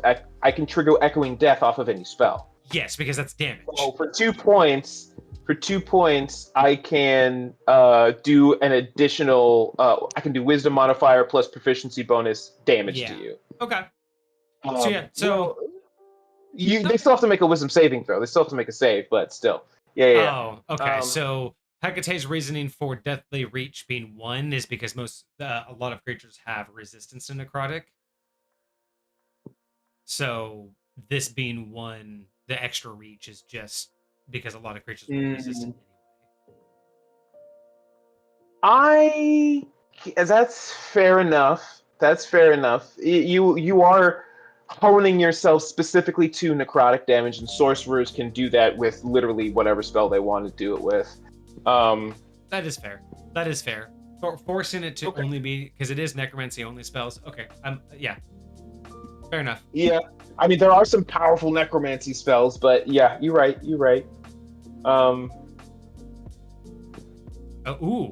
This one sounds interesting. Bolstered Minions, 2 spirit points. When you summon or animate undead, you can spend 2 spirit points. Until the start of your next turn, each affected undead has advantage on its first attack roll each turn, and attack rolls against it have advantage. So I guess essentially they all have reckless attack. You basically give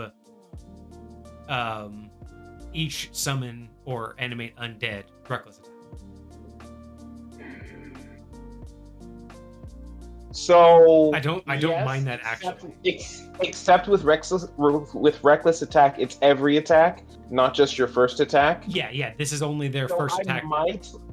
I might equal it out and do it's only the first attack against them each turn has advantage instead of every. I don't know. Like I kind of like it this way because I really do think, especially depending on what how much you can actually do with this, I think that might be the right one to balance. Because again, necromancy can be one of those things that can very easily get out of hand.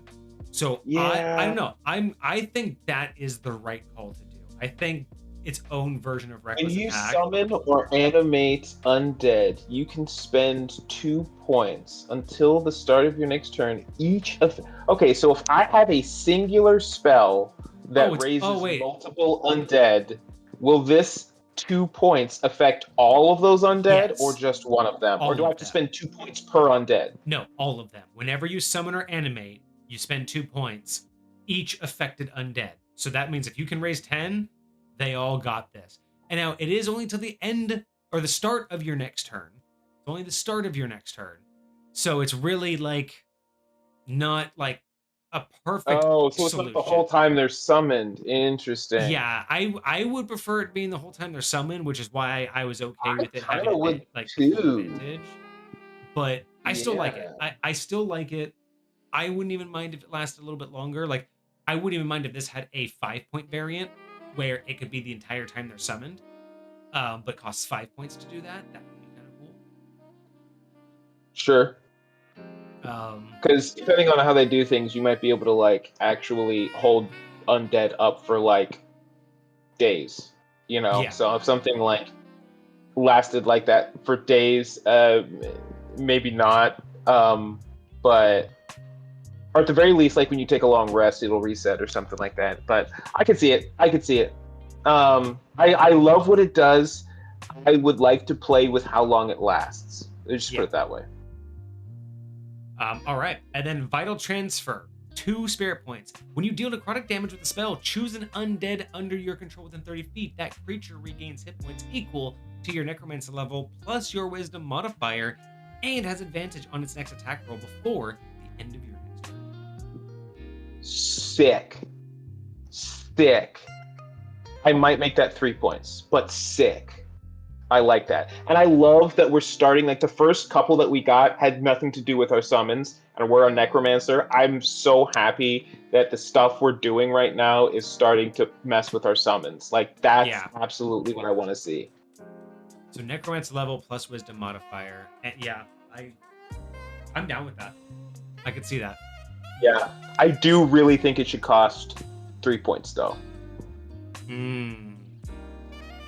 I don't know. Because like, it would take a long time for me to want to pick that up.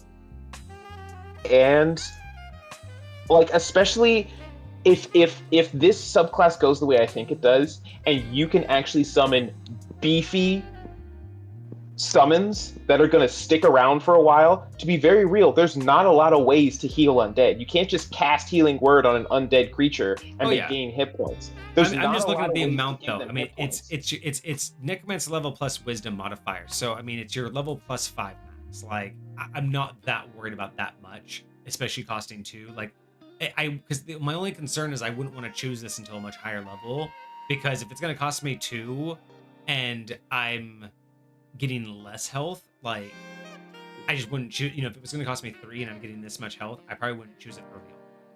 You know what I mean? Like, I probably wouldn't choose it like 5 to only give my undead 10 points or 10 hit points for 3 spirit points.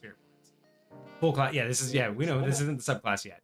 But yeah, so that's my reasoning for liking it. Just because early levels this would suck. Late levels it's great, but also 25 hit points is still 1 attack. Like, at best, I think that's pretty cool, and it's only against 1 creature like that you control. So again, even a beefy one, I think at best, giving it 25 HP per round, I wouldn't be that worried about it for the party. I think that's a good thing for the party. Actually, I would think that would be great for a boss. Like, that's like the kind of ability that a good boss would have. Yeah. So letting the character work up to something like that, because if you had a boss that was a Necromancer and they could do like a flat 25 healing to a creature that had like 100 hit points, but you guys are doing 30 to 50 each hit, it's gonna prolong it, but not by 2 more rounds. Like, you have to get some really shitty rolls, and then guess what? It's still only 4 hits away. So that's my personal bias. At max level, you're getting 25 hit points. Once you're level 20, you get 25 hit points back for every time you use that. Yeah.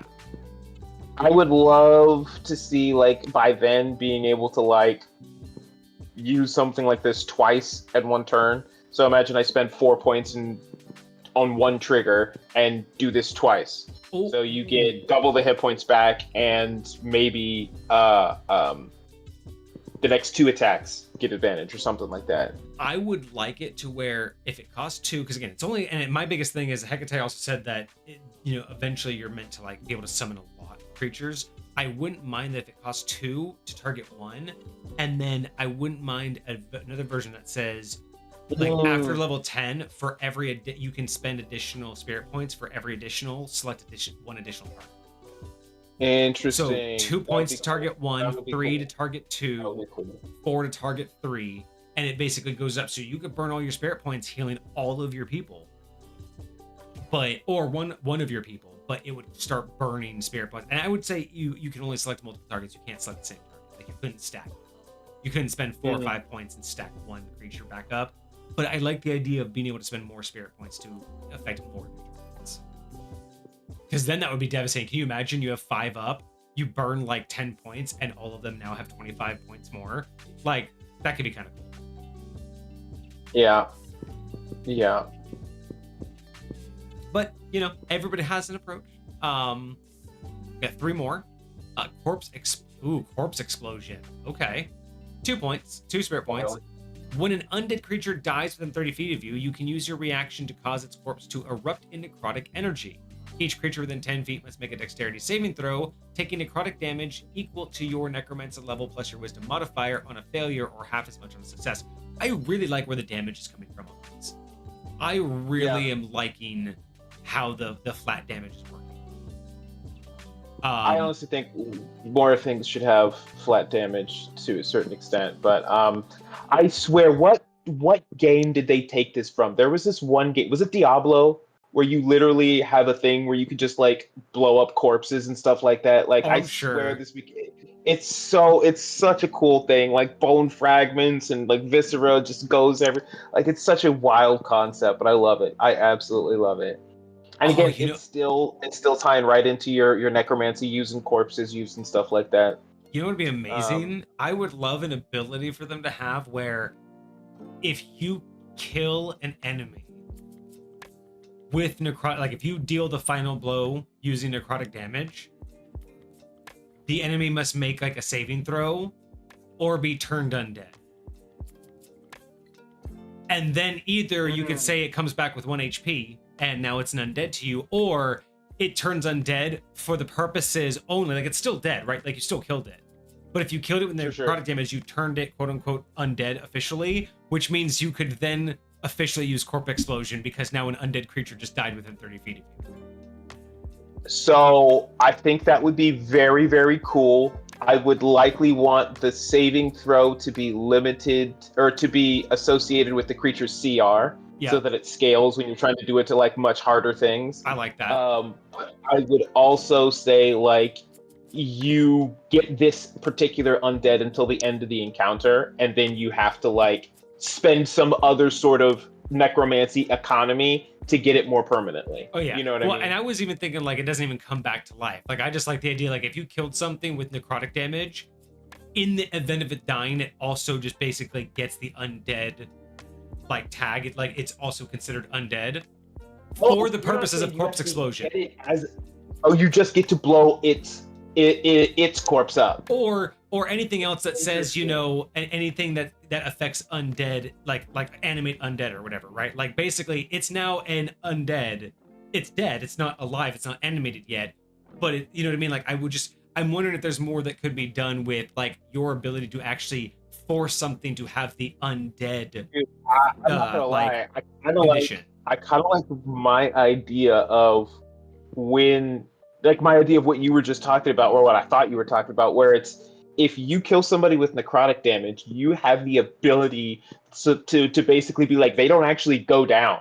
They just go under your control. Oh, and you okay. Start being able to use them as, because that's what I thought you were originally talking about. You get to using them like you're adding to your undead army. That'd be cool. I would be down for that. Like if you kill someone, you can spend a certain amount of spirit points to turn them into your undead creature with like 10 HP. But it only lasts to the end of the encounter, unless you spent more economy to keep them up or whatever. Oh yeah. I like that. That would be cool. That would be pretty crazy. Yeah. Okay. But I think we both like Corpse Explosion. That's a nice touch. Nice little touch. Absolutely. Vampiric Spell, 5 points. When you deal necrotic damage to a creature or creatures with a spell, you would gain hit points equal to half the damage dealt. You can benefit from Vampiric Spell once per turn.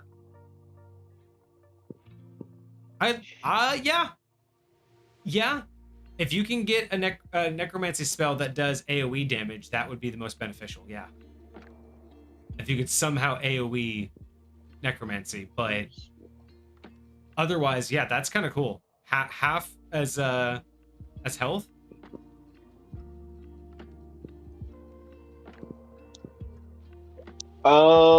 Yes, I love that so much. I was trying to figure out, that does cost 5. That does cost a lot. That does cost a lot. Yeah. Um, That's why I'm okay with it. So in addition to the price increase, I think that some of these maybe should be locked behind like a level cap. Like you can't choose this until level 5, or you can't choose this until level 10, or something like that. But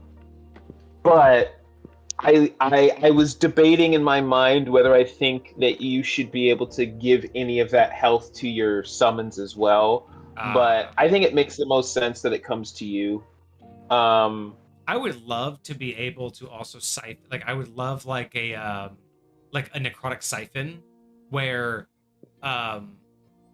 create undead under your control, or basically like the feature is like you can siphon HP from undead under your control at a 2-to-1. Yes, So for every 2 HP you take from them, you gain 1 HP. Yeah, so if I take like 50 HP from you, I just healed myself 25. yeah, or more, depending on like how crazy it gets, and maybe there's a cap per creature. I would love that, or even one where you could spend at like the vampiric spell is cool, but even a cheaper one like a 2 SP, where whenever you deal damage to undead, you can gain half that in HP. Because it's very specific to attacking an undead that's not under your control. But yeah, I like it. I really like the idea of somebody hits you really hard with some sort of spell. Oh. And then all of the undead around you just start dropping as you start standing back up. Bro, right? That would be so cool. Like you're siphoning all of their energy and they just die because you're getting all their health back, and you're like, nah, bro, we ain't playing this game, man. Like, let's go. Like, And luckily, Hakate is saying that a lot of things we want are in the subclasses, so we're on the right track. Oh, fire! Yeah, that's good. I love it. Cool. And then final one, Necromantic Echo. 2 points. After you cast a necromancy spell of first level or higher, you gain advantage on your next spell attack roll, or your next spell attack roll, or impose disadvantage on one creature's next saving throw against a spell you cast before the end of your next turn. I like that. That's pretty good. Your next spell attack roll. All right, so you get basically 2 to 5 of these in any combination, as you advance. So this would be a wild, like actually running the numbers on different combinations would be a lot of fun to figure out which up to 5 you would end up choosing throughout your turn. Post disadvantage on one person's against. All right. And that was just level 2. So finally, now we get to level 3 when a subclass would happen. But that's when you get your necromantic tradition. That's going to be your subclass. And of course... So I do have the names of our traditions if you'd like to hear them real quick. I would love to know them. This is the perfect time. All right. So we have the Gravebound Sovereign. We have the Soul Keeper. And we have the Grave Weaver. Okay. I really hope that that means there's gonna be like a skeleton focused one, and then like a ghost bound one. Yeah, I really hope that there's like some good play there. All right, so we get all of those. Those are to come. Really excited. Let's look at Command Undead at 5th level. You can seize the will of undead creatures as an action. The target must make a wisdom saving throw as you attempt to dominate an undead creature you can see within 60 feet. You expend spirit points based on the creature's CR. So a 1 CR or lower is 1, 2 to 5 is 2, 6 to 10 is 3, 11 to 16 is 5, and a 17 plus cannot be affected unless the creature allows it. On a failed save, the undead is permanently under your control. On a success, it becomes hostile towards you for 1 minute. Gaining advantage on all attack rolls against you, and is immune to this effect for 24 hours. Yes, love it. That's this is exactly what 5th edition The is. only thing that I struggle with is permanently. I think that there should be some sort of What I would do is go. like upkeep at least. Like yes, you can keep it, but like you have to keep spending that many points. What I would every do day. is call back to 1st or 2nd edition Necromancy, and what it should be is it has the initial save, and then it should have a continual, like at the start of every day, or at the end of every day, it would have a upkeep, and after a number of failed saves, it would then become permanent. So something like this would be like, on a failed save, it becomes yours, for 24 hours, and then it can make a new save, or it comes yours for like 5 days, and then it can make a new save every morning. And if after the 5 days it's failed all of its saves, it becomes yours permanently. Something like that, kind of like its own death saves. That's what I would probably end up doing, is having it like that. You get it for like 5 days, 3 days. Every morning it's going to try to save out. If it does, it immediately dies, and if it doesn't, it's yours. And then if it fails all of them, does it die or does it go free? Well, it goes it goes free. Like it becomes free, and then probably hostile that, or tries to get away. Whatever. Yeah, I like adding the same hostile terminology that this already has, because I think that's pretty good. The limit is you can control a number of undead equal to your proficiency bonus. If you exceed this limit, you choose which creatures are under your control, which makes sense. So yeah, I would just say that the permanency thing I don't mind. I just wish, like Kage said, under more rolls. I think the limit should be your level, not your proficiency bonus. Yes, I would like a higher level. I think the level unless the subclasses do more, I would like that to go higher as well. Okay, wait, hold on. The number of undead. So here's the problem I have with that. It says the number of undead you can control. That means that if I have whatever my proficiency bonus, say I have 3, but then I cast a spell that raises the undead, then that also is going to remove one of these from my control, because that's a new undead under my control, but it's from a fully different source. Unless it's supposed to raid the number of dead you can control in this way, or with like using this feature or something like that. Yeah, like that. Give me that specific terminology. But since these are permanent, like I would like this to be equal to your level. Like this sounds like all of the Necromancers would basically be able to start building an army starting at level 5, right? And just slowly build it up. But I also want this to take longer. Like on a failed save, they're again, I would say something like, on a failed save, they're bound to you for 3 days or 5 days. I would make it 3, 5, or 7. They can save out every day, and at the sunrise or whatever, whatever the flavor is. And then at the end of it, if they failed all of them, they're free, or they're yours permanently. The question. Okay, so other features do get you more too. We will get more than just this. Okay.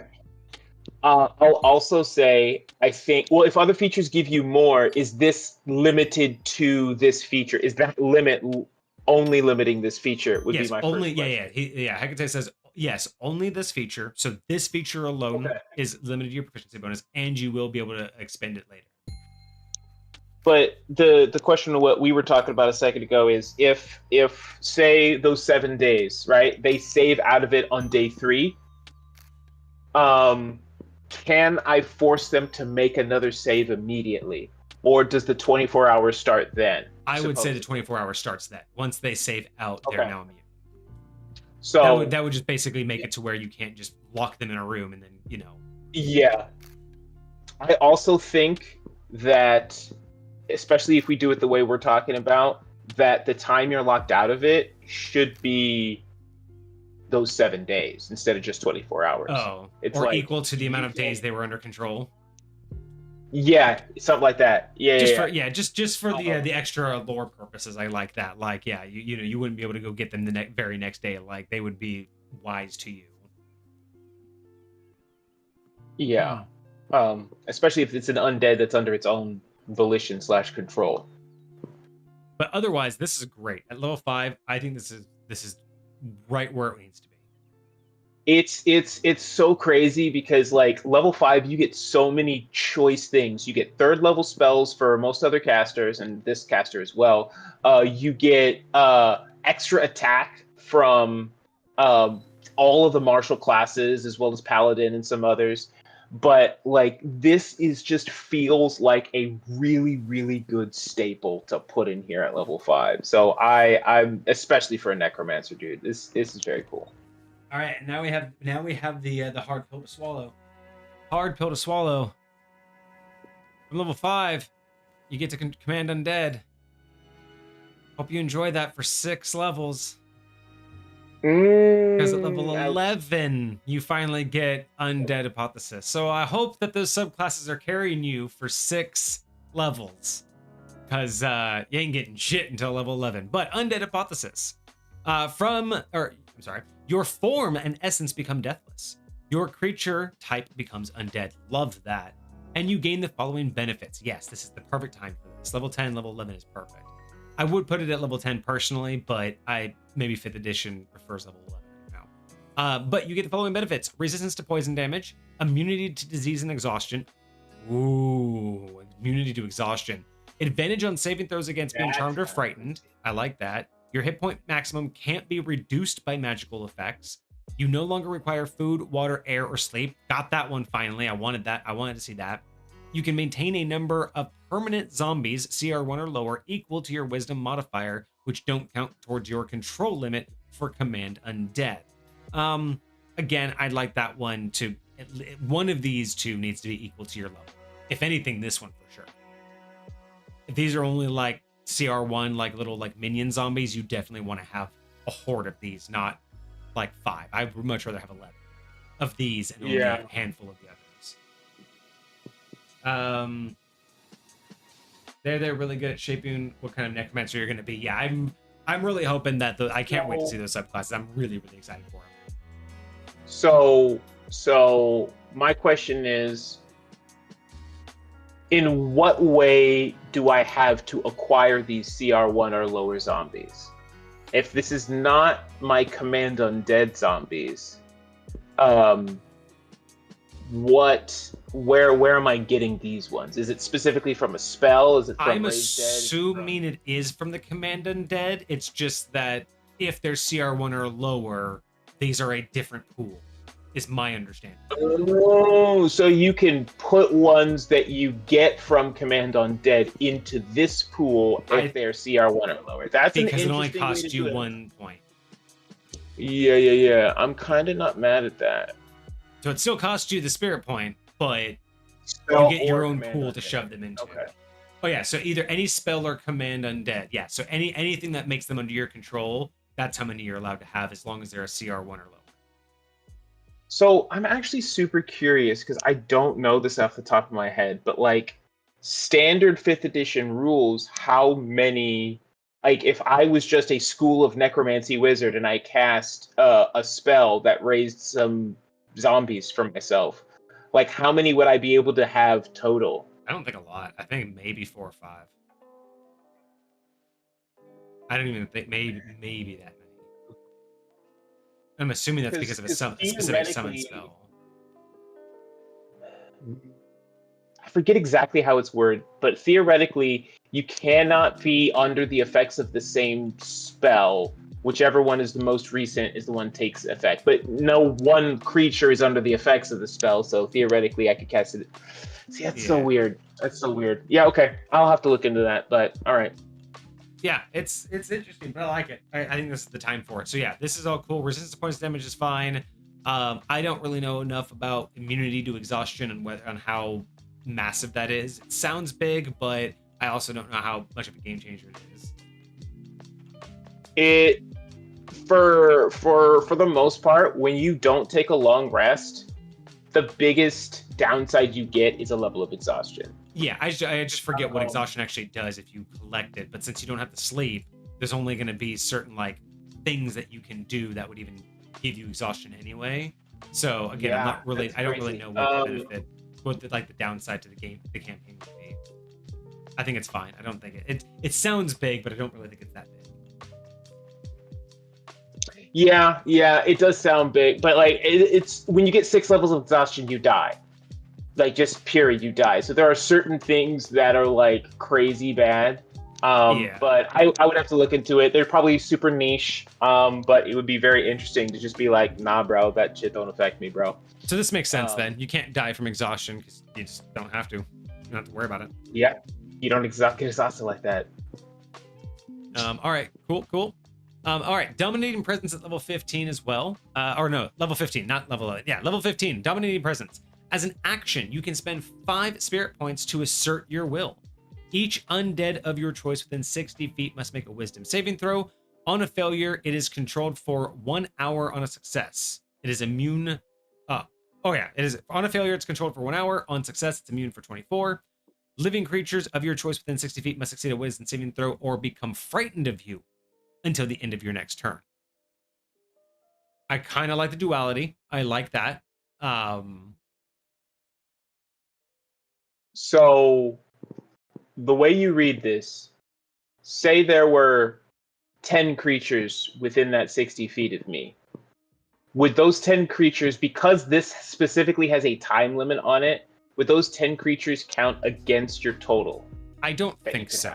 I think these are separate based on the spell, which is, I am starting to realize that this is getting kind of complicated on like, well, what pool is this under? I use command spell for these ones. They're above a certain CR, but I use command spell and then this spell for these ones, which are under a CR, but then I use Dominating Presence on these ones. So I only have them for it is getting a little bit like, well, especially if you do have several undead on the battlefield, understanding which one's under which control for how long is getting a little bit.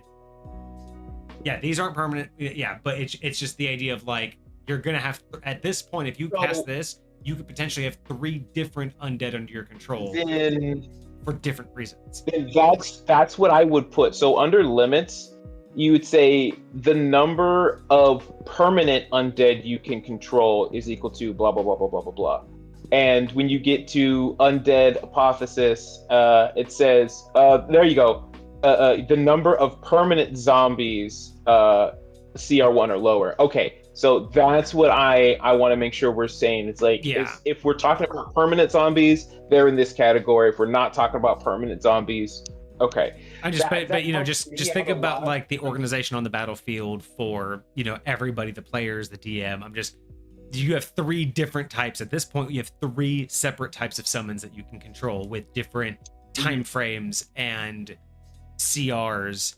And I'm just saying, like, just keep that in mind, that you now have 3 buckets that you're taking and that you're having to pay attention to. Sure. So that's my only concern, which is just, is that really the direction? But we also don't know what subclasses are. Subclasses can make that a lot easier, maybe more convoluted. We don't know. But I do like it. I like that it affects undead, and I like that it affects the living. It's a pretty strong option. I would like it to do more, because while obviously you want it to affect undead, like, you're the one kind of collecting the undead, which is great. But when you have an entire thing that seems to be like obviously more heavy-handed on your fighting undead or you're around undead, since everything else has said like, I'm creating this, unless your DM said, oh, you want to play Necromancer, then we're going to play an undead campaign. I would like my level 15 ability, assuming that there's no undead around, I'd like my level 15 ability to be more than just cast fear. So I will say, I think it should last for a minute save ends. That's what I think. I think it should last for a minute, and they should get an opportunity to save at the end of every turn. I think that would make that feel a lot more effective for me, especially within 60 feet, because that's wild. Because that's basically a way better than a 5th level spell for 5 spirit points. Yeah. Because 5th level spell, it's a 60-foot cone. This is a 60-foot diameter. Like, that's everywhere. That's everybody.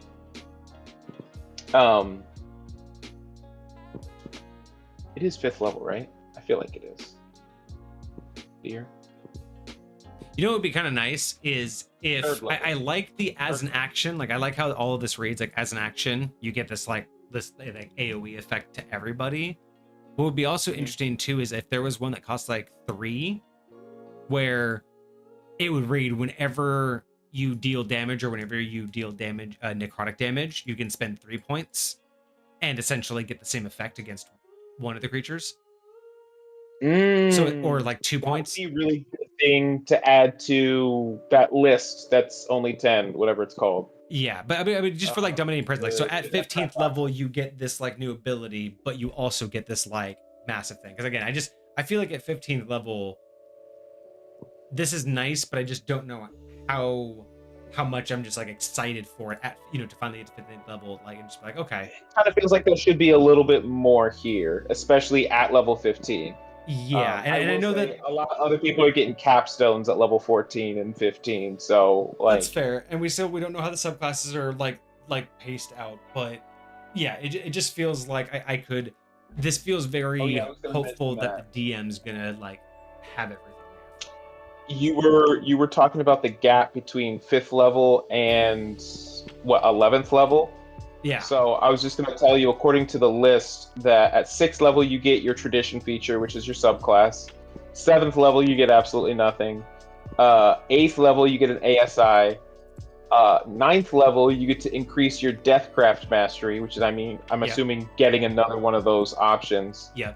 And at 10th level you get another tradition feature, so you'll get 2 subclass features in between 7th or 5th and 11th level. Gotcha. Okay. All right. Well, we have 2 more on this base class before we get to our base class capstone. So level 18 is Bone Dragon. At 18th level, you can spend 1 hour using at least 500 pounds of bones. However, you're going to collect that, or 10 humanoid corpses. That, I mean, yeah, I know, I know, like, it's funny. 500 bones is only about 2 skeletons worth. So it's funny that 10 corpses or 500 random, or no, 500 pounds of bones. 500 pounds of bones. Yeah, I was about to say 500 pounds of bones is crazy to me, and like I don't know how you're gonna find that. Yeah, I mean, I guess that could be close to 10 corpses. I mean, if you think that the average body is like 100 pounds of bone, so 10 corpses is like 100 pounds of bone, maybe. Or no, that's 1,000 pounds. Yeah. Okay. So, maybe it works. 50 pounds of bones in an average human body. Is that what we're saying? 50 pounds. Yeah. I don't know bone ratios. I just guess. No. Well, actually, you know what? Let's see here. What is the average weight? Because that would mean 5. Yeah, that would mean 5 pounds of bones or 50 pounds of bones. What is the weight of the average skeleton? There you go. So let's see. So.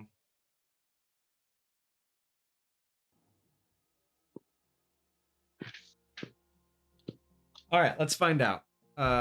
The average human skeleton is 22 to 26 pounds. So we'll say 25 pounds. But this is saying 500 pounds of bones or 10 corpses. So that would be 250 pounds of bones. But there's flesh and meat and other stuff. Yeah, so you don't need as much bones. Okay, fair enough. Fair enough. But this allows you to construct a corpse dragon or a bone dragon under your control. Creation duration: it exists for 1 hour. When creating it, you may spend spirit points to increase its duration, 5 for 8 hours, 10 for 24, or 15 to make it permanent. Only one at a time. Creating a new one destroys the previous one. Okay, so a couple things. I love the idea. It kind of feels out of nowhere, to be honest. Like, not what I was expecting. It feels more like what one of the subclasses should do as their capstone. Oh, because it's a dragon specifically? You're like, why a dragon? Yeah, why a dragon? Why? Like, I don't feel like I was prepared to get this kind of summons. Like, I was not prepared for us to like go this far. So, not that I'm upset about it. It just feels more like a specialty than everyone should get this. If it was something other than a dragon, if it was like a mega zombie or something like that, would it feel more on brand? I feel like a horde would be more on brand, because again, I'm trying to think of like every subclass gets this. This feels more like a specialty than it does every one of the subclasses just getting a major summon like this feels yeah, like being specific to a bone dragon and getting a major summon, like it feels more like I would expect this to be a little bit more like a horde option. You know, being able to like maybe, you know, increase your, you know, your command undead. I don't know. It's just the first reaction is just like, okay, so everyone's gonna get to summon this thing. It's cool. I love the idea. That's valid, I could say. Just wasn't my initial reaction. I always associate next time with creating bone dragon inspiration from it. Okay, and that's again totally fine. That's valid. Just definitely wasn't what I was expecting. Yeah. But we will take a look at that because that is a other profile real quick. But I want to take a look at our 20th level. This is a Lich Ascension. Okay, so we're gonna go from Necromancer straight to Lich. You achieve Lich-like immortality. You gain the following benefits: when you are reduced to 0 hit points but not killed outright, you instead drop to 1 HP. Because you don't really make death saving throws. Once per long rest, your necromancy spells ignore resistance to necrotic damage, immunity to necrotic and poison damage, immunity to necrotic and poison damage, and to the charmed, frightened, paralyzed conditions. You can cast Finger of Death once per long rest without expending a spell slot or material components. You may craft a phylactery by performing an 8-hour ritual using a body part of your choice and materials worth 50,000 HP. If you die while your phylactery exists, you reform after 1d10 days within 5 feet of it. So it's interesting that, again, I mean, I guess that's not unreally heard of to go straight to lichdom, like from a necromancer. I'm kind of 50-50. Again, part of me was like, okay, I could have seen a lich subclass instead. But, you know, it's I mean, because not necessarily. I was gonna say, like, when you think of Necromancer, do you think there's any other final destination other than being a lich for a Necromancer? I mean, it depends on what you mean by that. Like, I don't necessarily think it's a guaranteed end, but I will say that to be a lich, it's unheard of for a lich not to go through necromancy. Like, it's unheard of for someone who wants to become a lich to not go the path of necromancy first. Because all baseball teams are sports teams, but not all sports teams are baseball teams, right? Yes. So the question becomes, are we saying that if I become a necromancer, the only reason why I would go to level 20 in this class is to become a lich?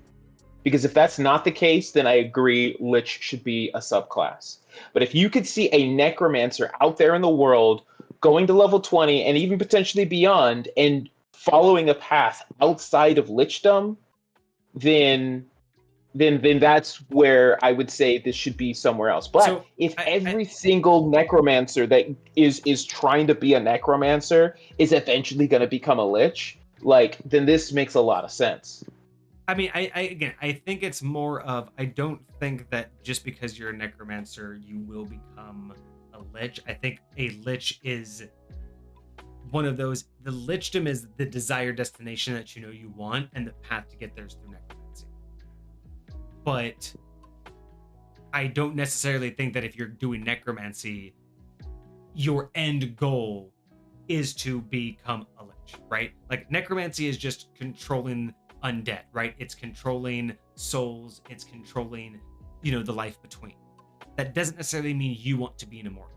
It doesn't necessarily mean that you want to become undead. It doesn't necessarily mean that you want to be a living skeleton, right? So that's where I guess I mean is like, not...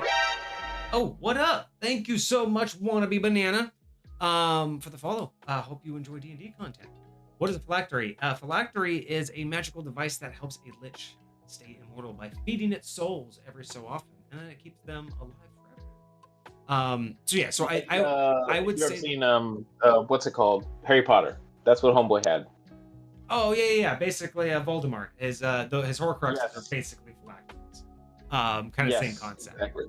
So yeah, so I would say that when it comes down to it, a necromancer is someone who wants to play with souls and like, okay, so think about this. Dr. Frankenstein is a necromancer. He wanted to stop death, but didn't necessarily want to become undead And an immortal, he wanted to prove that he could bring life from nothing. He wanted to prove that he could create life and that he could even bring Sure. back life from the dead. But it wasn't necessarily, I'm going to become immortal. He's not going to make himself immortal by his process. He brought dead parts back together into something that it wasn't, right?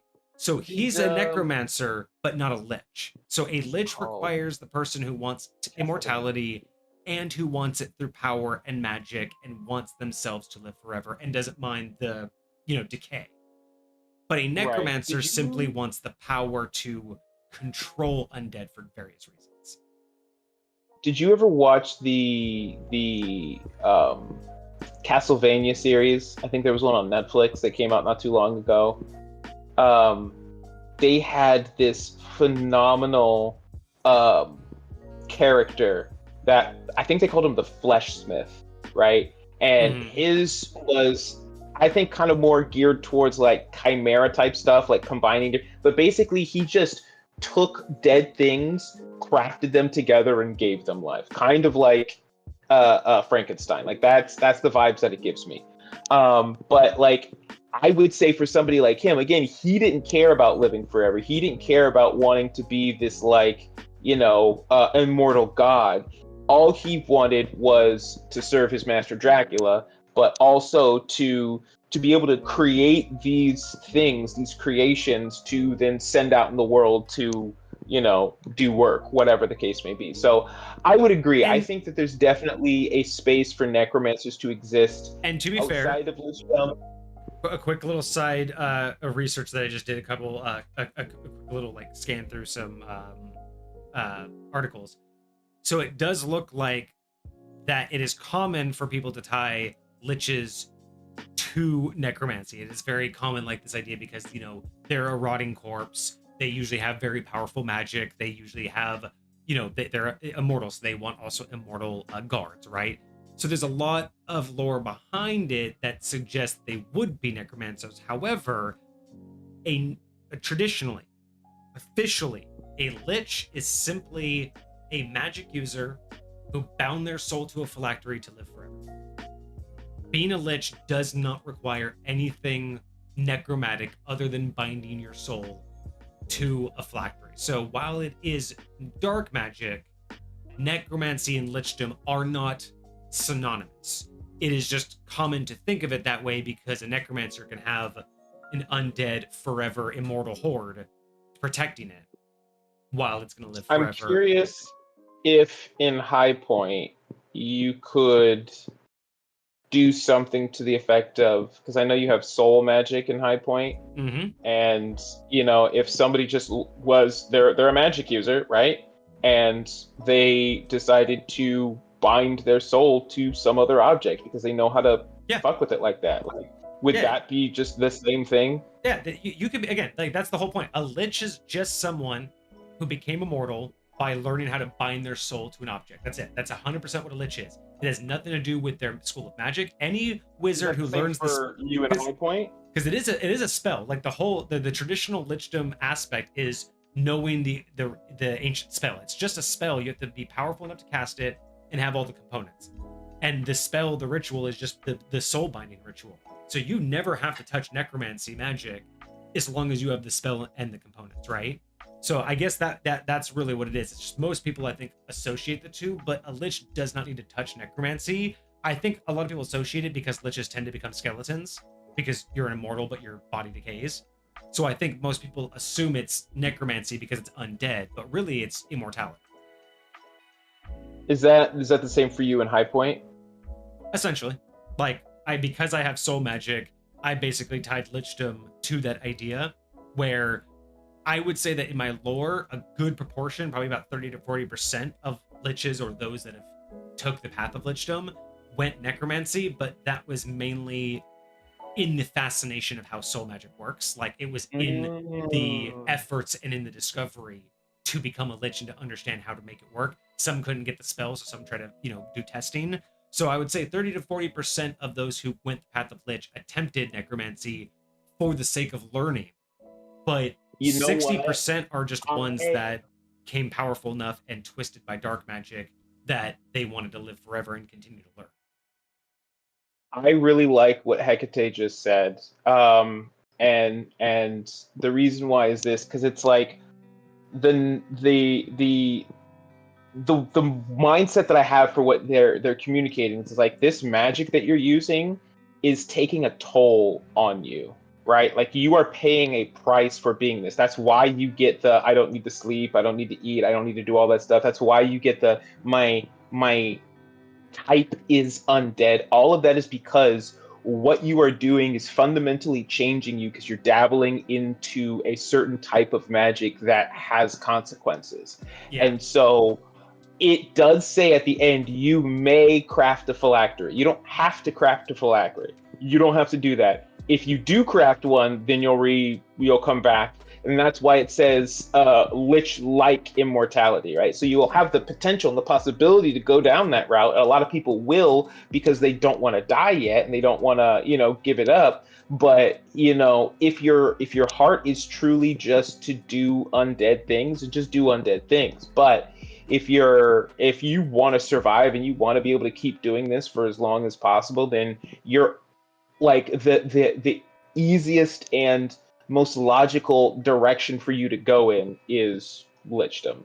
So I can get behind, at the very least, that mentality of why this would go here. Choosing a class like this, specifically if I would love like a little blurb about that, and maybe in the description or in the lore somewhere, that just talks about like where you're pulling this magic from, like takes a heavy toll on not only your body but your soul. And so, which is why the majority of necromancers become liches. The majority of these types of necromancers. Yeah. And like, again, I think anybody can go down the path of lichdom in any way, like you said, but yeah. Yeah. And that's where I'm just like, I'm kind of 50-50 on whether that should feel like a subclass, but I get it. That's kind of a vibe. And it's also a level 20 thing, which doesn't happen all the time. So, it's whatever. Like, I don't really think that it's a major like holdout for it. Like, I don't think that's like Sure. an issue for anything. But yeah, no, I like how I've done liches in the past, because I really like the story, like the Portrait of Dorian Gray, and with that story, I kind of imagine, in a sense, a phylactery is almost working like his picture does, right? Where, like, here's the way I like to imagine it, where once you get the phylactery, it stains you. You're an immortal now, right? But it's because it's your soul, Sure. right? Your soul is bound to it. But your body is not magically preserved in any way. Your soul will continue to manifest in this world, but your body doesn't understand that. So that's where the body decay comes in. And eventually you'll turn old, you'll decay, your body will give up as if it's supposed to be dead, but your soul will be forever, so it will still animate you. And that's where that part of the lichdom comes in. Now, granted, with necromancy, that also happens, and other dark magics will also like decay you, which is why you commonly get that look. However, Sure. I like this idea with with the Portrait of Dorian Gray. The idea is that for some people, they just want the immortality, but it comes at the cost. Become immortal, rip your soul out, and decay, but you'll be living forever. But one of the catches is that there is the darker version of a phylactery where you can feed your soul to it. So there's like the Voldemort version, right? Where you just put your soul into it and you're basically just living forever because it's only holding your soul. But then there's the Lich phylactery that you can feed it. Because one is just protecting your soul. But if you don't want to decay, if you don't want the portrait to eat away at you, and you want it essentially to do the Dorian Gray thing where the portrait's the thing that's being eaten, you have to give the portrait, you have to give your phylactery the souls. So there's on one case the ability for you to just preserve your soul as is and let your body go. I do kind of like that. But if you really want the idea of, if you're truly evil, you can have a lich that is 1,000 years old that looks pristine because they're constantly feeding, but it's a constant decay. So at first, when you do it, you might have like 100 extra years before your body decays, right? Before you really start to age. But let's say you put one soul into it, and let's say that soul gives you 1,000 years. Well, maybe the next soul only gives you 500 years or 900 years. And then the next soul only gives you 100 years. And then the next soul 10 years. And then suddenly if you want to look young, you have to feed this thing hourly. daily or hourly. Suddenly, if you want to be a good-looking immortal, you have to figure out how to feed this, and that's part of where some of that would come hard quick, like real quick. And that's actually how I some of the lore that goes behind some of the fate gods that are in High Point's history. Kind of like I took some inspiration from like trying to think of like how to put it. So imagine like an entire culture like Egypt, where they have like the multiple gods, but they also have like the pharaoh, like the god king kind of idea, like the one like living god. But essentially imagine that living god is essentially a lich that finally got to that stage where they realized it was a ever increasing scale, so they built an entire society around them as like the living god, just so they could figure out how to successfully sacrifice enough people. So they built a civilization just so they could keep looking young. That's crazy. But eventually it all falls, right? Because eventually you have to sacrifice more than you have. And eventually, of course, you can't explain it away. You can't do anything.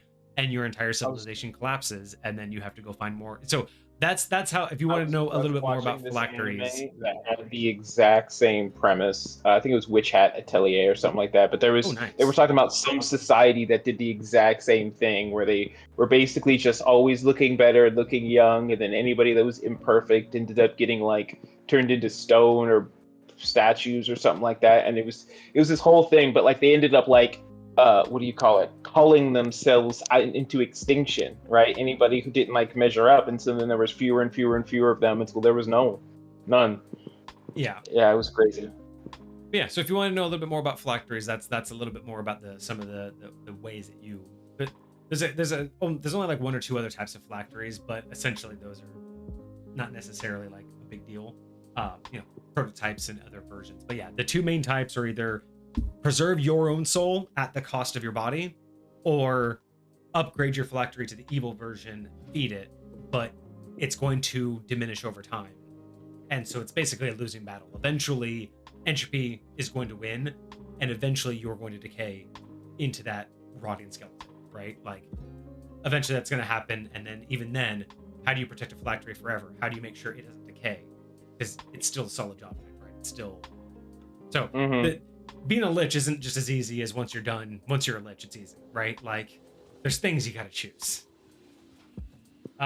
Necromancy is a subclass, kind of. It is a wizard subclass that's based primarily on the necromancy school for the current spell lists, but it doesn't really have the lore or proper context to be a necromancer.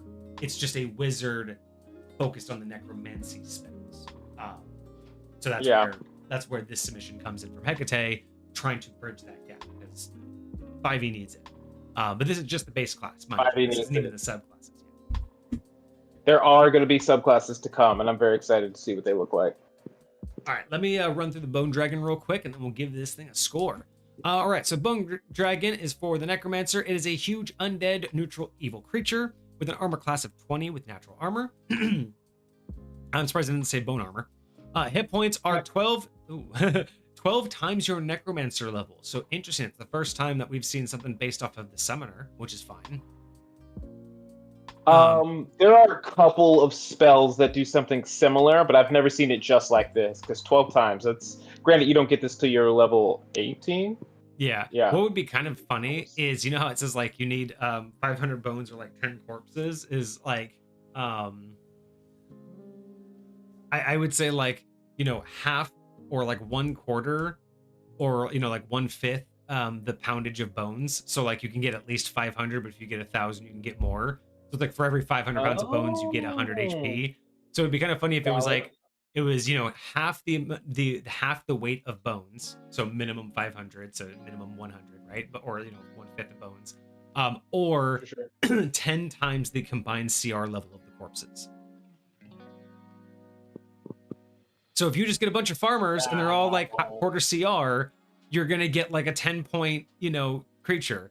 But if you go kill a dragon and throw a 30 CR corpse on there, I'm just saying there could be some crazy. fun. That's crazy. There could be some 'Cause fun you, with adding CR. you can mess with some high CR dudes if you get a couple high CR dudes. Shoot, that's crazy, man. That would be wild. Man, it could work. It could work. All right, and then speed is 40 with a fly of 80.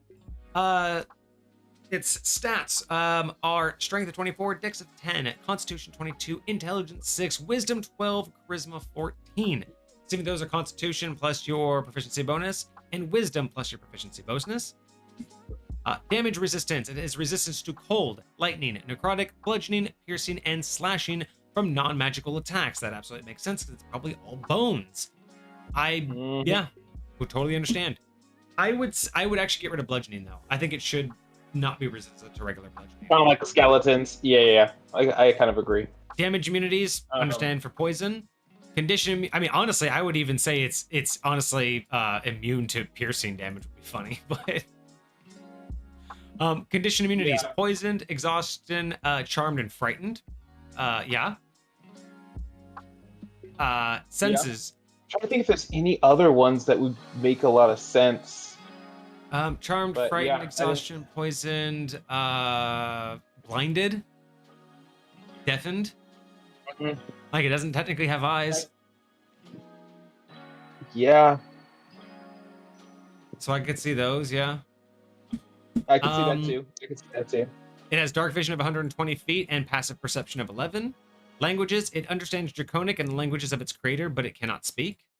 And it is a challenge rating of 17. Okay. Its abilities, it has Undead Fortitude. If damage reduces the Bone Dragon to 0 hit points, it must make a Constitution saving throw with a DC equal to 5, plus the damage taken, unless the damage is radiant or from a critical hit. On a success, it drops to 1 hit point instead. I'm assuming that if it's radiant or from a critical hit, this doesn't happen at all. This doesn't proc. Yeah. Legendary resistance, twice per day. If the Bone Dragon fails a saving throw, it can choose to succeed instead. And it has Deathly Aura. Any creature that starts its turn within 10 feet of the Bone Dragon must make a Constitution saving throw against your spell save DC or take 4d8 necrotic damage. So, I think I would love it if you could trigger a lot of your abilities off of the dragon's damage. So if like the dragon does necrotic damage to something, like I can activate one of my spirit point abilities. Or something to that effect. As long as we're within range and stuff like that. But I think that would be kind of cool. Yep, I'd have that. And then and then we got Death Aura. Okay, so attacks. It has multi-attack. The Bone Dragon can make 3 attacks, 1 with its bite and 2 with its claws. Its bite is a melee attack, plus 10 to hit, reach of 10 because it has a long neck. It hits 1 target with piercing damage equal to 2d10 plus 6, plus 9 or 2d8 necrotic damage, and it becomes blighted. I forget what blighted is. Oh, yeah. Where was that in? Hecate, remind me, what was the last time we used blighted? Let me see if I can find it real quick. I fully forgot about that. That's a melee attack, plus 10 to hit with a reach of 5. 1 target does 2d6 plus 6 slashing damage. Absolutely fine. And then it has a necrotic breath weapon. It recharges on a 5 or a 6. The dragon exhales a wave of necrotic energy in a 60-foot cone. Each creature in that area must make a Constitution saving throw against your spell save DC, taking 63 or 14d8 necrotic damage, and become blighted on a failed save, or have as much on a success and not blighted. Oh, it's from the Plague Monarch. I can just get creative and mixing and matching their features here. Let's just do this. Blighted condition. All right. When you're ready, I can read it out to you. Go ahead. All right. So the blighted condition states that a creature can't regain hit points from magical effects. A creature has disadvantage on Constitution checks and saving throws, including concentration. Counts as diseased. Diseased immune creatures and constructs are immune to the blighted condition and its effects unless stated otherwise. There you go.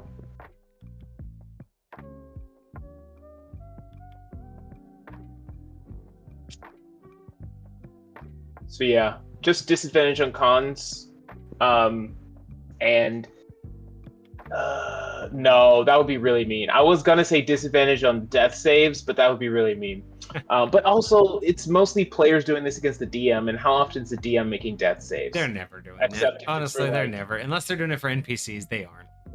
That's what I'm saying. Like for NPCs, how are you gonna go? Are you gonna go save them? But All yeah. right. And it has some legendary actions. The Bone Dragon can make 3 legendary actions, choosing from the options below. It can do a claw attack at the cost of 1 action, and it makes 1 claw attack. It has a wing buffet. It costs 2 actions. Each creature within 10 feet must make a dexterity saving throw or take 2d8 plus 6 bludgeoning damage and be knocked prone. And Soul Rend costs 3 actions. 1 creature within 30 feet takes 5d8 necrotic damage, and the dragon regains hit points equal to the damage dealt. I like the third one. I think the second one should say something to the effect of like half damage and not knocked prone on a save or something like that. But yeah.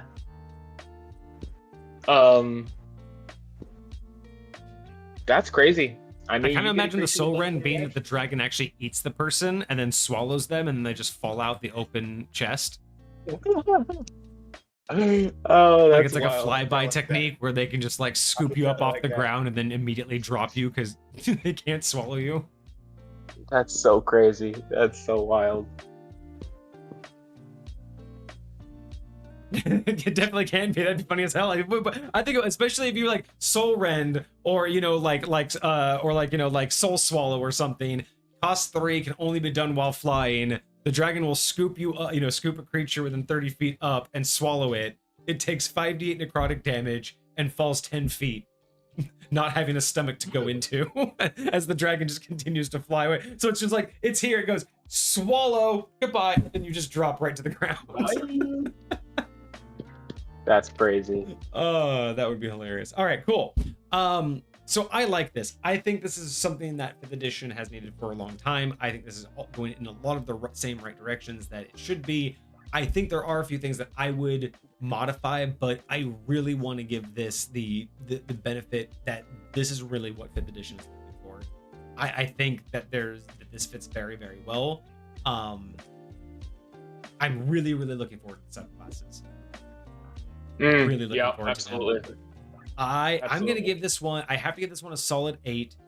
The only reason why I can't give it a 9 is it's mainly because the self decision for the Lich. I think again, sure. Those are just 2 different paths that I would separate, and then there's a couple few things that I would just curtail like we talked about. But otherwise, this is super strong. I think again, don't take my compatibility score with my game in my realm as anything. I think this is absolutely 100% solid. Cannot wait to see the subclasses. I mean, honestly, this is kind of one of those things. Polish this up and fucking send this to WotC. Like seriously, get them on something like this, because this kind of shit is what for me. Like I think it could use a little bit of polish, but this, I'm really, really wanting more of this. I would absolutely use this in the 5e campaign. I'd play it. I'd let it be DM'd. Yeah, I 100% would allow this in the party. This would be kind of cool. Yes, please. Hopefully they're already submitted. Hopefully Kage is working on them. I'm really hoping to see those, because those are super exciting. All right, that's it for the review. Thank you so much for sending that our way. That was fantastic. Oh, that's right. It need to be that. Okay, there we go. Well, thank you, Juana, but what is it? Bano Boy Want Banana. Okay, Bano Boy Want Banana. Awesome. Now I know that name. I'll probably forget it, but hey, I'm glad that you enjoyed that. We do this every single Monday, by the way. So if you'd like, you can join our Discord, where we have a lot of great people hanging out. But we do have a submissions channel. So every single Monday, we do a review of something that our community submitted. So that was by Hecate. And then what do we have next week, Kage? Next week, let's take a gander. Next week we are looking at something by. Let me double check. Do I have? Oh yes, Next week is something by Cart. Now, I remember last time I talked with Cart, they said they wanted to do their newest submission rather than the one that Yes. they had already had out. I gotta find it. So, but it is Cart next week, right? So Cart's next Yeah, it Monday. is Cart Cool. next week. So yeah, so next Monday, Cart will be here, but we always try to have new viewers and new submitters get pushed up in the ranks. So if you have something that you want to be reviewed, you can always submit it. We'll get it formatted, and then we'll put that into the review and the submissions rank as quick as possible. And yeah, it can be anything. It can be items, it can be spells, it could be subclasses, it can be races, anything that you've created, as long as it's relatively universally like available to everybody. If it's too specific, like for a homebrew realm that really only works in that specific case, we may be able to do it, but we have a separate type of showcase that we do for those. But yeah, feel free to submit it. Check around the Discord. If you have any questions, let us know. It's not a huge Discord, but it's relatively active. I would say people are responsive in there. But yeah, we stream every Monday and Friday. So Mondays are review days, and Fridays are just kind of a mismatch. We're making a game right now. We're actually building a game called One Shot Rivals. Yes, so we've been doing a lot of beta testing on Fridays. Last week we actually did a homebrew subclass of our own. It was an idea that I had from a previous stream, so we built last Friday a new barbarian subclass called Path of the Wereform.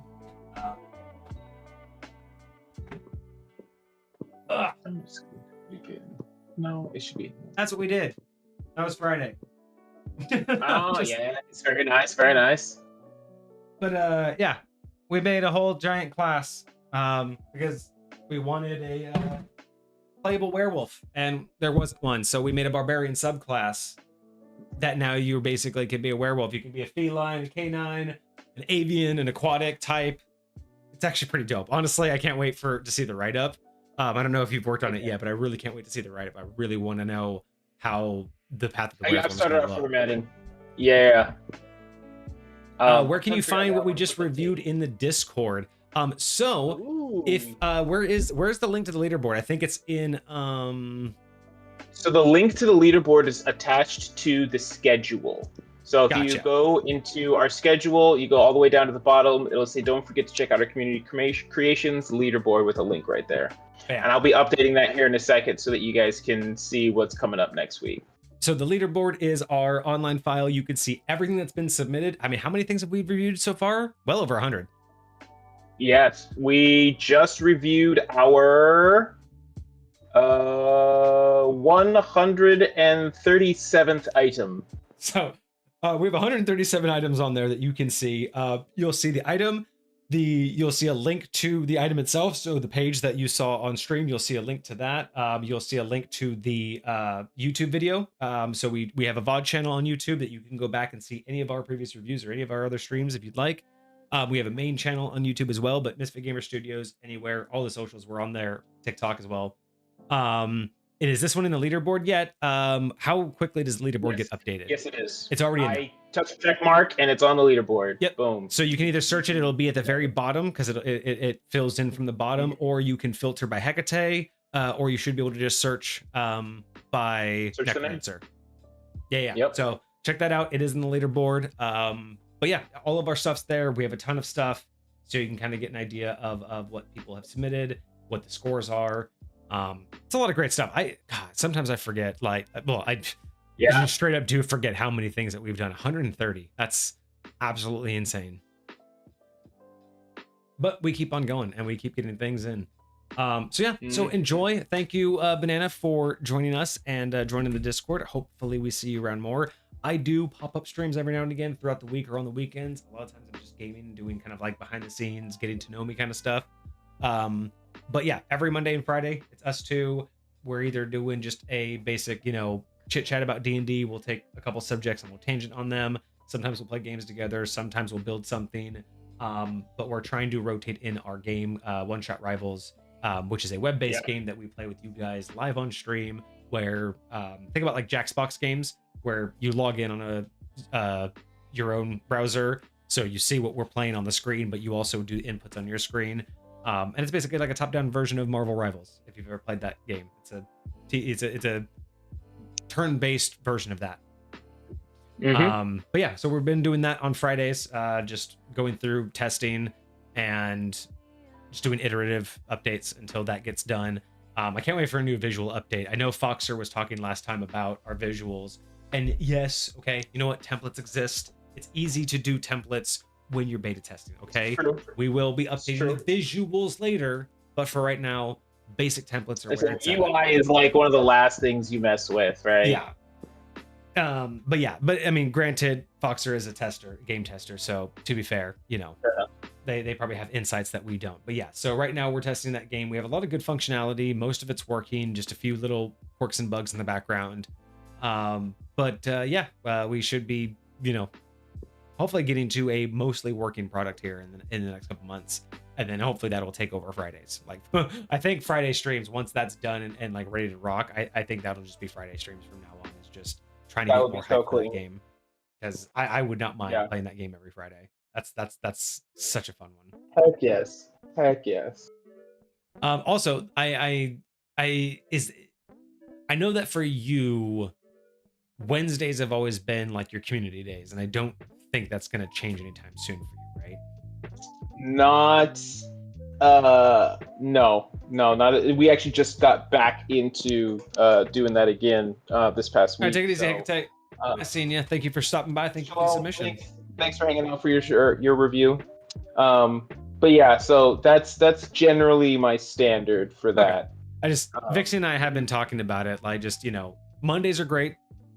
I think Mondays are solid for what we do for review. Sure. I just have been, because of the lack of traction that we've been getting on Fridays, I'm wondering if it's just the day and the time. And I'm wondering if there is an alteration to the schedule that we can consider making that would be both working with both of our current schedules and maybe just opening it up. But I would have to do some more research in this channel to see, is there a time that we can even fit?